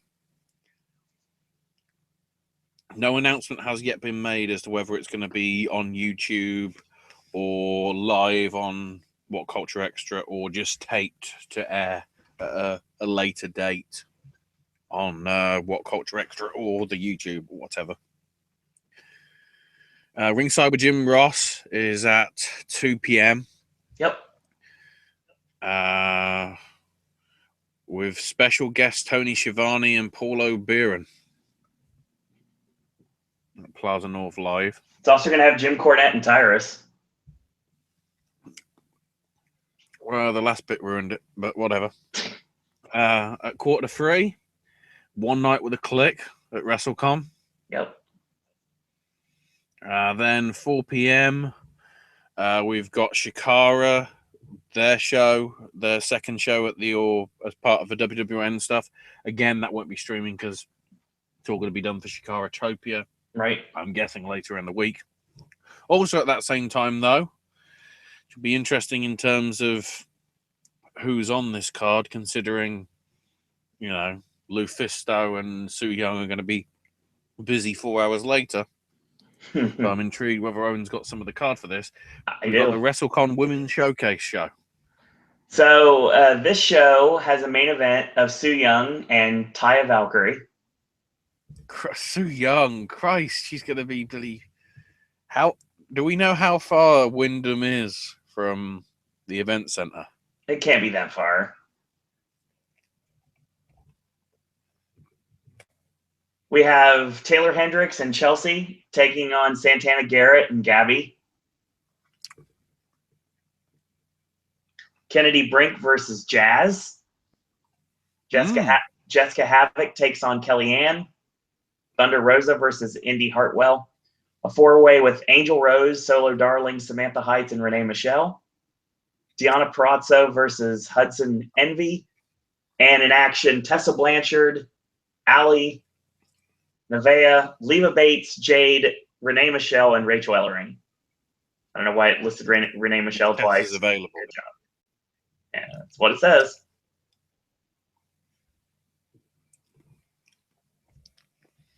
At 6 p.m. will be Ring of Honor Supercard of Honor 11 in Lakeland. That won't be streamed, but I'm guessing it will obviously be up to probably purchase pretty soon after. Within a few days and whatever on Ring of Honor's website. 3 matches are official. More to be announced in the next couple weeks. Yeah. Next week. Then the crazy triple threat. So NXT TakeOver Orlando's happening. Yep. At the same time, we've got the WM Super Show, which obviously we've just run through already. It's a good. Do you have? Did you name all the matches? All the ones that I think they've announced so far, the 4 Progress Evolve ones, the Shine title match, yep, the Keith Lee Kincaid match, yes, and the 6-way scramble. Okay, yeah, you got everything then. They'll add more, obviously, but you don't know them yet because Yeah. obviously there's 2 weeks to go. But also as part of the WrestleCon shit, at the same time, CZW's best of the best. Have you seen the brackets? I'm looking for the brackets right now. Actually. Oh, okay. I see the card. So but there is an ultimate jackpot scramble match. First of all, that isn't in the tournament, where the winner gets any match, any style, whenever they want. Indeed. So that might be. That might be at the show or, a future CZW show. Who knows? The participants only announced so far: Ricky Shane Page, Alexander James, and Ethan Case. At least that's when I picked the notes up last week. There might have been a few more added. But the best of the best brackets, man. So, in no particular order, because the idea is obviously whoever wins these goes through to the semi-finals, because there can only be one winner. Because whether it's elimination rules or 1 fall to a finish depends how they go. So we got Shane Strickland versus Joey Janela versus Leo Rush versus Deadman Xavier.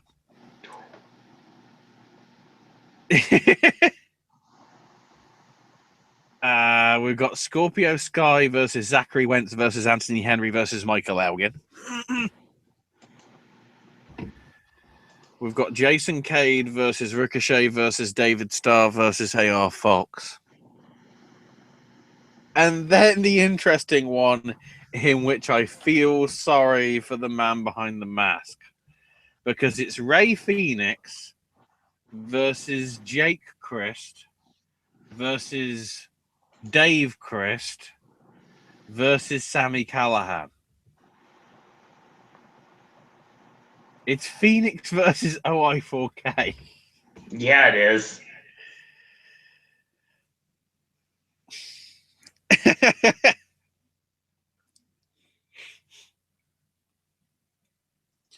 From what I can remember, from what I can tell, that CZW isn't airing it live, but like with all CZW shows from Tournament of Death, I think it will get put up a few days later on CZW's streaming service and whatever,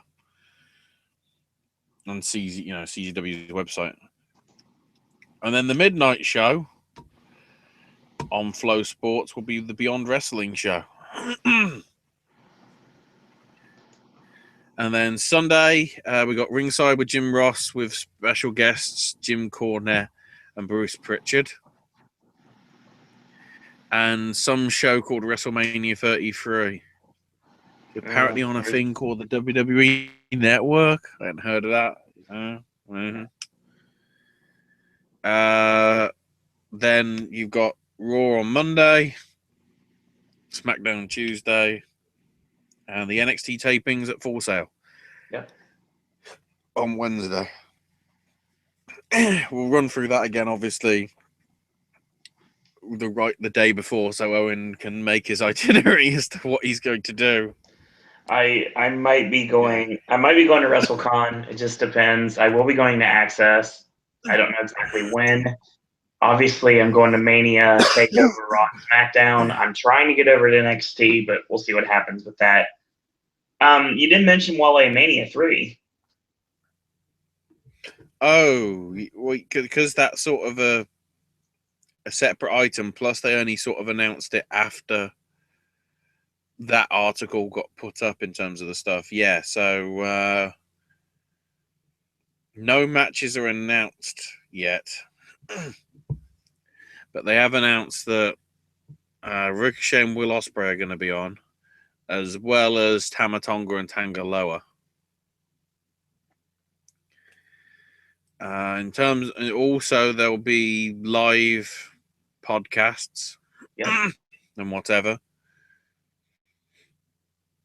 including discussing the New Japan American expansion and everything as well, because Jim Ross will be on, along with MVP and Meltzer and Wale and Conrad Thompson and Ed Ferreira and Marty DeRosa, Alex Greenfield, Sarah Shockey, all that stuff. If you're curious about going, you can go check out MLW.com. The platinum tickets are sold out. Jet admission is available still. Limited availability on golden ticket. So if you're wanting to go to Wale Mania 3, it's Thursday, March 30th. Yeah. Tickets start at $15. Oh, not too bad. Not bad. So no major title changes on ICW, but they have built towards, I don't know if it's for Barrowmania, with Kenny Williams putting the Zero-G title on the line. I do know that the Garage TV tapings that they're doing this weekend will be featuring Trent Seven defending the title, the ICW title, against Mark Coffey. I don't know whether that means the Joe Coffey match is coming at Barrowmania in April. Possibly. We shall see. So Southside's 4 shows. Friday, they had their all-women show, All Hail the Queen. We had Viper beat Ruby Summers Session Moth Martina beat Catherine Darcy. Jay beat Shanna. The Owens twins beat Melina and Lana Austin. Nixon Newell beat Viper. Candice LeRae beat Kaylee Ray by DQ, but Candice was upset about the finish and wanted the match restarted as a no DQ match, which probably was a mistake because Kaylee Ray won.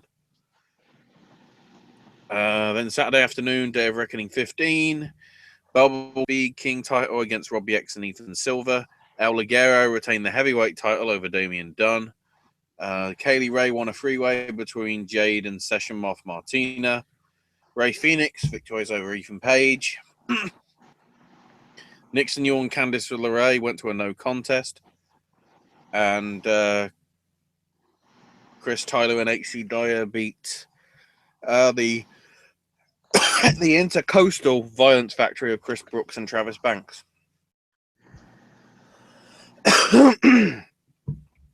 Saturday evening was risky business. Had HC Dyer beat Ethan Page. Joseph Connors and Magnus went to a no contest. Guilty by Habit of Damian Dunn and Robbie X beat teaming up with Kid Lykos beat El Ligero, Gabriel Kidd, and Ruby Summers. The Session Moth beat Alex Gracie. Brooks and Banks of the ICVF beat Nixon Newell and Candice LeRae. The Universal cutest tag team. PJ Black beat Chris Tyler. Jay beat Kaylee Ray, and the Speed King title was retained again by Bubblegum over Ray Phoenix. Then for Raw Deal 6 on the Sunday in Stevenage, GBH won the titles back. This time it was Robbie X and Big Grizz getting the belts off Nixon Newell and PJ Black. We also had Ethan Page beat Adam Maxted. The British Invasion of Magnus and Doug Williams beat Chris Brooks and Kid Lykos. El Ligero retained the heavyweight title against Jeff Cobb. Candice LeRae won a 5-way with Nixon Newell, Kaylee Ray, The Session Moth, and Jade. HC Dyer beat Joseph Connors. And then in the 6-way ladder match for the Speed King title, we have a new champion, Damian Dunn, getting that belt, beating former champ Bubblegum, as well as Ray Phoenix, Kip Sabian, Chris Tyler, and Gabriel Kidd. CWF's 100th episode tapings. We had Smith Garrett beat Darius Lockhart. Trip Cassidy over Percy Davis. Him and Sis beat Dirty Daddy and Snooty Fox in a no DQ Texas Tornado tag team match. So many syllables. The Sandwich Squad retained the belts over the Carnies. The tag belts, that is. Nick Richards beat Joshua Cutshall 2 falls to 1 in their 3 stages of Real. Richards got the first fall via submission or KO, I'm not sure which. Cutshall, then I guess, probably because of the name, hit the cutter pretty soon after to get the second fall. And then the Force Count Anywhere match went to Richards. So Richards regained the lead and obviously regained the win. Or gained the win, should I say. Kane Justice beat Slade Porter by submission to retain the Rising Generation League title. And then Brad Attitude, Eric Royal, and Roy Wilkins beat Rick Converse, Chet Sterling, and Trevor Lee by pinfall to close out the tapings. That will all be on YouTube soon. Already talked about the style battle stuff because nothing else major, I would argue, really happened in the show to some extent. CZW's Proving Grounds. We had Sammy Callahan beat Alexander James. Dave Crisp beat Tony Deppen. The Private Party in tag action beating the Oakley Ducklings. In the 6-man scramble, Shane Strickland victorious over Greg Excellent, Ace Romero, Tim Donst, Alex Daniels, and Ace Austin Shakespeare. Then in the hardcore match, Matt Tremont and Stockade beat Joey Janela and Jeff Cannonball. Maxwell Jacob Feinstein beat Ricky Shane Page. In the tag title three-way, Scarlett and Gage retained over EYFBO and the Dub Boys, both former champs. Well, certainly FBO are, so can't remember what the Dub Boys were. In Falls Count Anywhere action, Connor Claxton beat Devon Moore, and Joe Gacy retained the world title against Chris Dickinson. AIW's Goals the Night Out. We had MJ Jenkins beat Solo Darling, so she was on that show as well. I'm guessing if somebody can get her, she might be on one of the Shimmer and or other women's shows that weekend. I've got a feeling She could use the work. if she's going to be a full timer in Impact, or at least using her more than once. Hopefully. Karen Q beat Kira Hogan in an upset. Shotzi Blackheart beat Angel Dust to win the Phoenix of Rise title. Vader Scott defeated Alexa Nicole and Penelope Ford in a triple threat. Holly Deb beat Tasha Steeles. Lufisto beat Sonya Strong. Said to be not great because Lufisto walked to the back straight after as if she wasn't happy. This does go into what happened or what's coming up this weekend, but I might as well mention it here. Lufisto put a statement out saying that she isn't wrestling this weekend because apparently she suffered a mild concussion in that match. And although she feels better, she thinks it's smarter to rest and let her brain heal. So she will not be wrestling any shows until the Orlando weekend, where she's already scheduled to have 3 matches, including, of course, the Shine title match with Su Yung. And apparently she will be doing the Beyond show for Caffeine as well, the midnight show.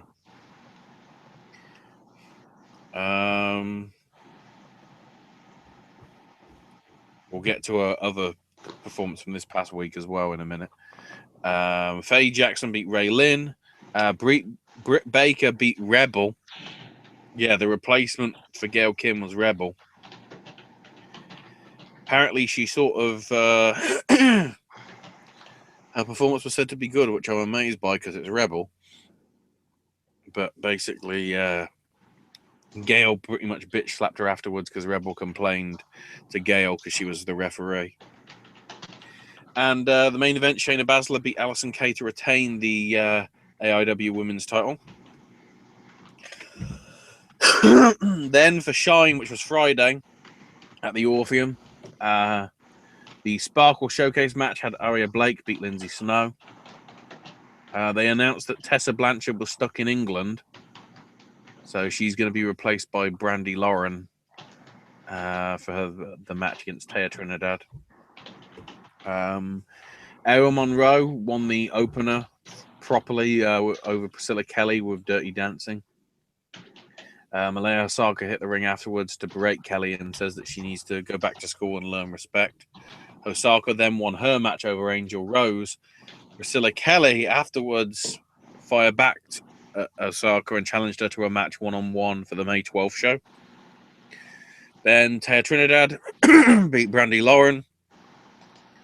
ACR won the 4-way over Dynamite DD, Jamie Jameson, and Leva Bates. Su Yung victorious over Candy Cartwright. Chelsea Green and Santana retained over Kennedy Brink and Vanessa Craven. Allysin Kay and Mercedes Martinez went to a time limit draw. And Lufisto retained the Shine belt over Evilise with a burning hammer. And interestingly as well, ACR turned on Las Icarias by taking La Rosa Negra out at ringside and obviously screwed over Evilise as well. So ACR's back to being heel again.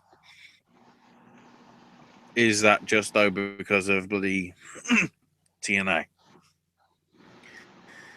Lufisto then cut a promo how good it feels to be a winner, hanging around and making Kid Cadet feel awkward. But the lights go out. 2 mystery women holding an envelope.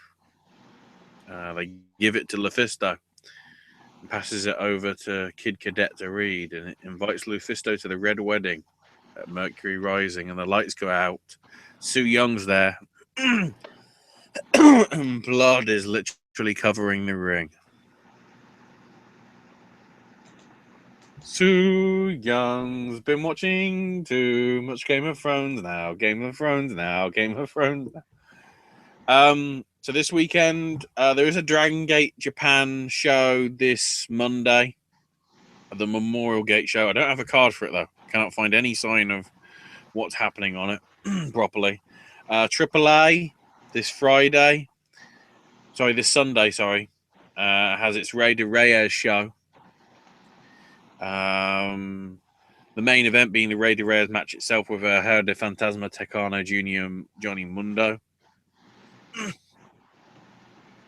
We've also got Dr. Wagner Jr. teaming with Psycho Clown to take on Monster Clown and Murder Clown. So the guys that are facing each other as rivals in August are somehow teaming up because the other clowns turned on Psycho Clown. Whatever. We've got Aerostar and Superfly in Mask versus Hair match. I'm guessing Superfly is probably winning, or Superfly's losing, sorry. Taya Valkyrie is also defending her Reina de Reyes title against somebody, but they haven't announced who. I've got a feeling. Oh, I see. It's going to be against whoever wins the number one contenders match before it, which has got the Apache sisters of the Fabi Apache, Mari Apache, La Hiedra, Lady Shani, Mystery Person, Goya Kong, and Big Mammy, along with others. C4 up in Canada, in Ottawa. There are still tickets available for that. They've got Mean Streets. That's where I would have queued bloody Be My Baby. Being headlined by a 6-way scramble elimination for the C4 title with Matthew St. Jack defending against Josh Alexander, Ethan Page, Joey Janela, and the tag champs of Stu Grayson and Thomas Dubois. So there's going to be 5 pinfalls or submissions or whatever there. So I'll just mention that one, but you've also got Kobe Durst defending the Underground title against former champ Eva Luno as well. There's also a tag team gauntlet match with Space Monkey and Tarek and John Greed to get number one contenders to the tag belts, I guess, at a later date. There's a few other matches on there as well, but because of the time, I won't go through all of them. But you can find all the details on C4 Wrestling's Facebook page. There's a very good link to their forums for that. Alpha One have got a show in Oshawa, Ontario this Sunday. The only thing I can find from it in terms of matches is there's a new Outer Limits title with the first champ to be crowned on the show.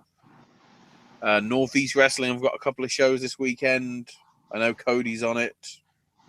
Mike Bennett, I think, is on them as well. But those are the only 2 that I can remember off the top of my head. Some of the usual names as well for Northeast Wrestling will be on it. I think Vinny Marsaglia's on as well. Fight Club Pro. 2 shows this weekend. For one last time, so I'm guessing Nixon's going soon. It'll be Nixon Newell versus Chris Brooks. We've also got Session Moth in participation, which is interesting because she's Irish. And what's the date? It's the 17th of March. It's St. Patrick's Day. Things could get fucking interesting. We've also got Mark Haskins, David Starr, Clint Margera, and Dan Maloney in a 4-way. In a match using British round system, Jimmy Havoc takes on Mikey Whiplash. Candice LeRae versus Kaylee Ray. There'll be a Dream Tag Team Invitational Qualifier with the winning tag team of Mystery People going on to the big event over the Easter weekend, straight after WrestleMania week. That's the show that's got the Bullet Club and Kenny Omega or Kenny Omega's Bullet Club, if you want to call it that, with the Bucks. I've got the Northeast card. And all that confirmed already. And probably Penta and Phoenix are probably a team. And also Team Buzzsaw of Wolfgang, Travis Banks, and Will Ospreay. That's an interesting 6. Taking on Pete Dunne, Tyler Bate, and Trent Seven. I have the Northeast card. Okay, go, Fred. March Mayhem, Port Jervis High School, 7 p.m. bell time. The main event's going to be Ryback versus Wrecking Ball Legursky. The Northeast Wrestling Championship will be on the line as Mike Bennett defends against Cody Rhodes. Matt Hardy takes on Vinny Marseglia. Mandy Leone versus Maria Manic. Dijak versus War King Hansen. Adrenaline Rush take on Pretty and Gritty. Rows 3 through 10 and general admission are still available right now, so you can go to northeastwrestling.com for more information. And the next night is going to be Kingdom and Chaos, 4 p.m. start, Waterbury, Connecticut at the NEW Arena. And that start, like I said, starts at 4. The main event is just want to add in that was supposed to be at another venue, but because of the weather, the adverse weather with the snow and everything, they've moved it back to where they normally are with the Waterbury, Connecticut place. But go ahead with the rest of the card. Yeah, I just read that too. Oh, so Vinny Marseglia versus Wrecking Ball Legursky, Dijak versus Ron Zombie. We have Keith Lee versus Hansen. Cam Zagami versus Randy Shawn. There's going to be a 4-way with Adrenaline Rush, So Over, The Now, and The Battles. Mandy Leone versus Maria Manic. And Leo Rush versus King Flip Gordon. Sold out for front row, second row, and rows 3 through 7 are available currently. More information, northeastwrestling.com. Hopefully the voice can hold on for the next few minutes. Then we got the first female of Fight Club. Well, I'm having to shout it so my voice doesn't go. Saturday the 18th. It's obviously in honor of Nixon, which makes me think it could be her last show before she's in the E. Or at least NXT. She'll be taking on Candice LeRae. We'll also have Will Ospreay versus Mark Haskins, the second of the Dream Tag Team qualifiers. Mustache Mountain are going to be in action. Obviously, they're already qualified, so they won't be in that. And Pete Dunne defends the Fight Club Pro title against Travis Banks. Sticking with the UK scene, Progress Wrestling has the sold-out Chapter 45 Galvanized, inspired by Chemical Brothers, obviously, up in Manchester. The match is confirmed so far. Progress tag titles on the line with Trent Seven and Tyler Bate versus the Pacific Power Trip, the South Pacific Power Trip. Will Ospreay versus Mark Andrews. Ringkamp versus the Hunter Brothers.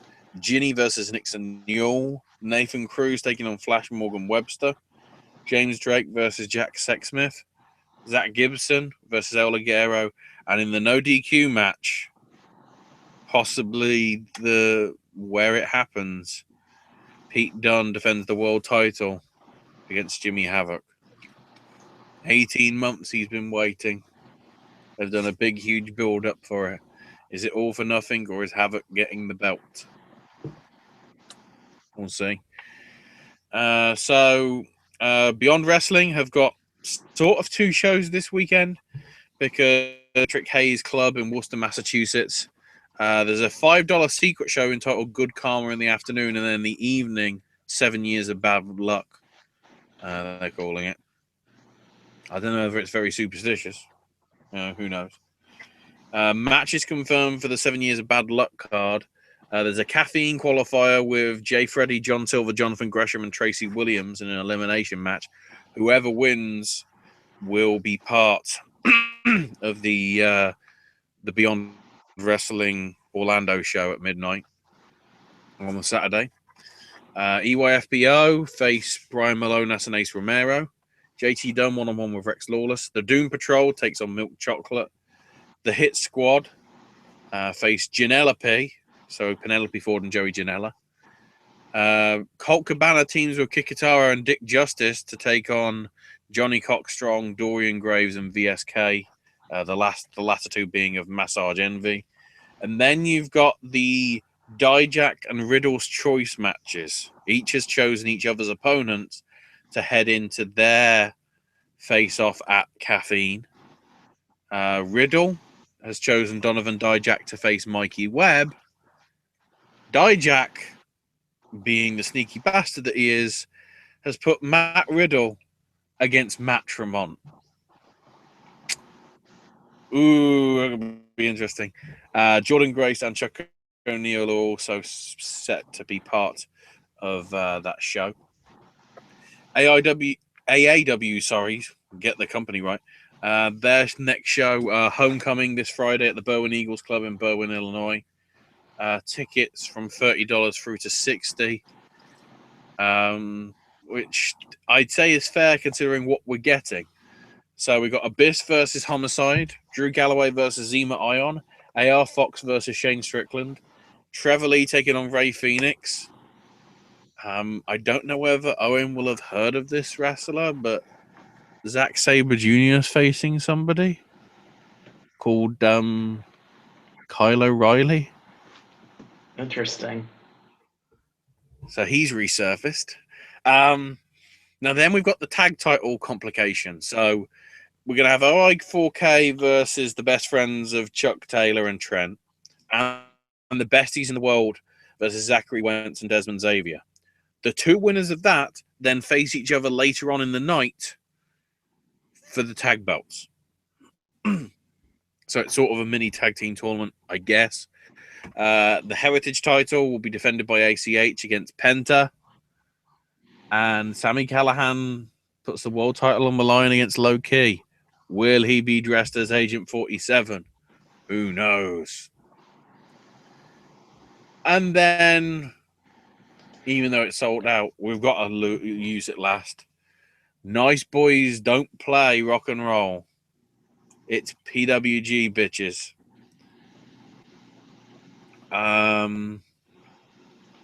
So we got Shane Strickland versus Desmond Xavier, Brian Cage versus Keith Lee, OI4K, the Chris Brothers, take on the Chosen Bros of Jeff Cobb and Matt Riddle. Trevor Lee one-on-one with Leo Rush. The Best Friends take on the Londoners, or the what was the other phrase that you said it was? Which one? The Leaders. The Leaders, was it? Maybe. Sabre and Skull. Well, it's LDRS. So yeah.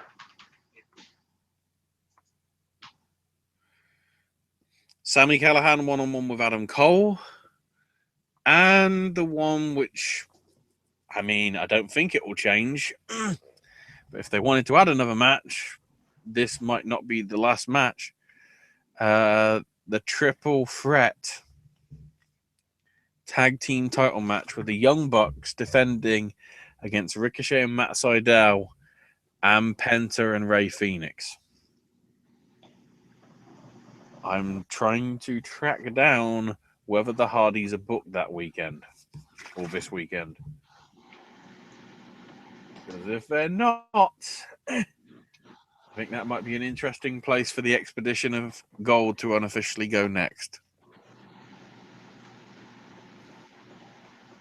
All It's right. also worth noting that the Hardys, by mentioning that, the Hardys on Matt's YouTube channel showed the actual footage that was supposed to air if they actually stayed in the company of them winning the CWF. Or, sorry, no, was it the Omega tag belts? Sounds right. But that was the Triple Threat one that we thought they'd already done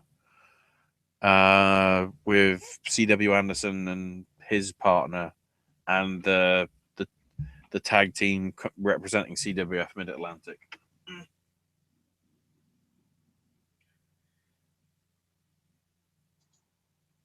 All right. Yep. Managed to get That's it our in just under 4 hours, give or take. Thank God. That's our show. Real quick, I want to thank everyone for joining us tonight. It's a lot of people in chat. It's always nice to see Logan and Aiden and Jeremy and Timbo and Whit. Whit was by today, so that was nice to see him around. I'm sure Acer is peeking around too. So, Ashley, where can we find you on social media? Find me on Twitter at Ash is my name UK. Game with Ash will be up Saturday. covering, as I've previously mentioned, Activision and Nintendo. And probably me marking out for the fact that Disney and Capcom are actually being awesome by doing a remastering and re-releasing of like DuckTales 1 and 2, like the original ones, and Chip and Dale 1 and 2, and Tailspin and Darkwing Duck. Holy shit! Nostalgia! Right. So you can follow Logan on Twitter at LoganBurton10. I didn't see Pedro around tonight, but you can follow him on Twitter at Pedro Navarro would be at Evil Takes Root. Wit can be found on Twitter at JediWit82. And you can follow Acer on Twitter at Acer1337. Yes, in a row for all the podcasts you should be listening to, wrestling and or otherwise. And while you're at it, you can follow my roommate, the great Traveling Scott. So yeah, he'll be returning to the network sometime in the near future. It is GR8 Trav TRAVLN Scott. Follow the network on Twitter at Popcast Network. We have a Facebook fan page at Popcast Network, a merch store on Zazzle at Popcast Network, and our Patreon at Popcast Network. Follow me on Twitter at Suro and Disney. And quick programming note, tomorrow Sip and Snack returns. Friday will be Versus. I think we're going to get our Nick Cage on again. I guess we'll see what happens with that. Saturday, the aforementioned Gaming with Ash returns. Sunday will be AJ's movie reviews for Beauty and the Beast, and who knows what else is coming up there. Monday, back here for the Raw Popcast at 11:30 p.m., probably earlier than that. And back here next Wednesday, 9 p.m. for the Wednesday Wrestling Popcast. And this will start the craziness because we'll be officially a week until WrestleMania, and that'll be crazy. Really crazy here on the network because we're going to have pretty much daily content.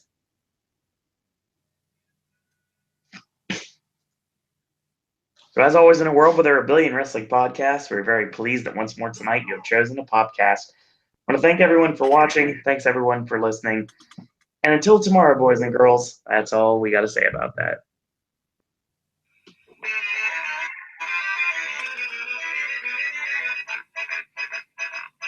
Roman Reigns is going over at WrestleMania. We hate that. We hate that. He's going to beat The Undertaker. Ain't that a load of fucking crap?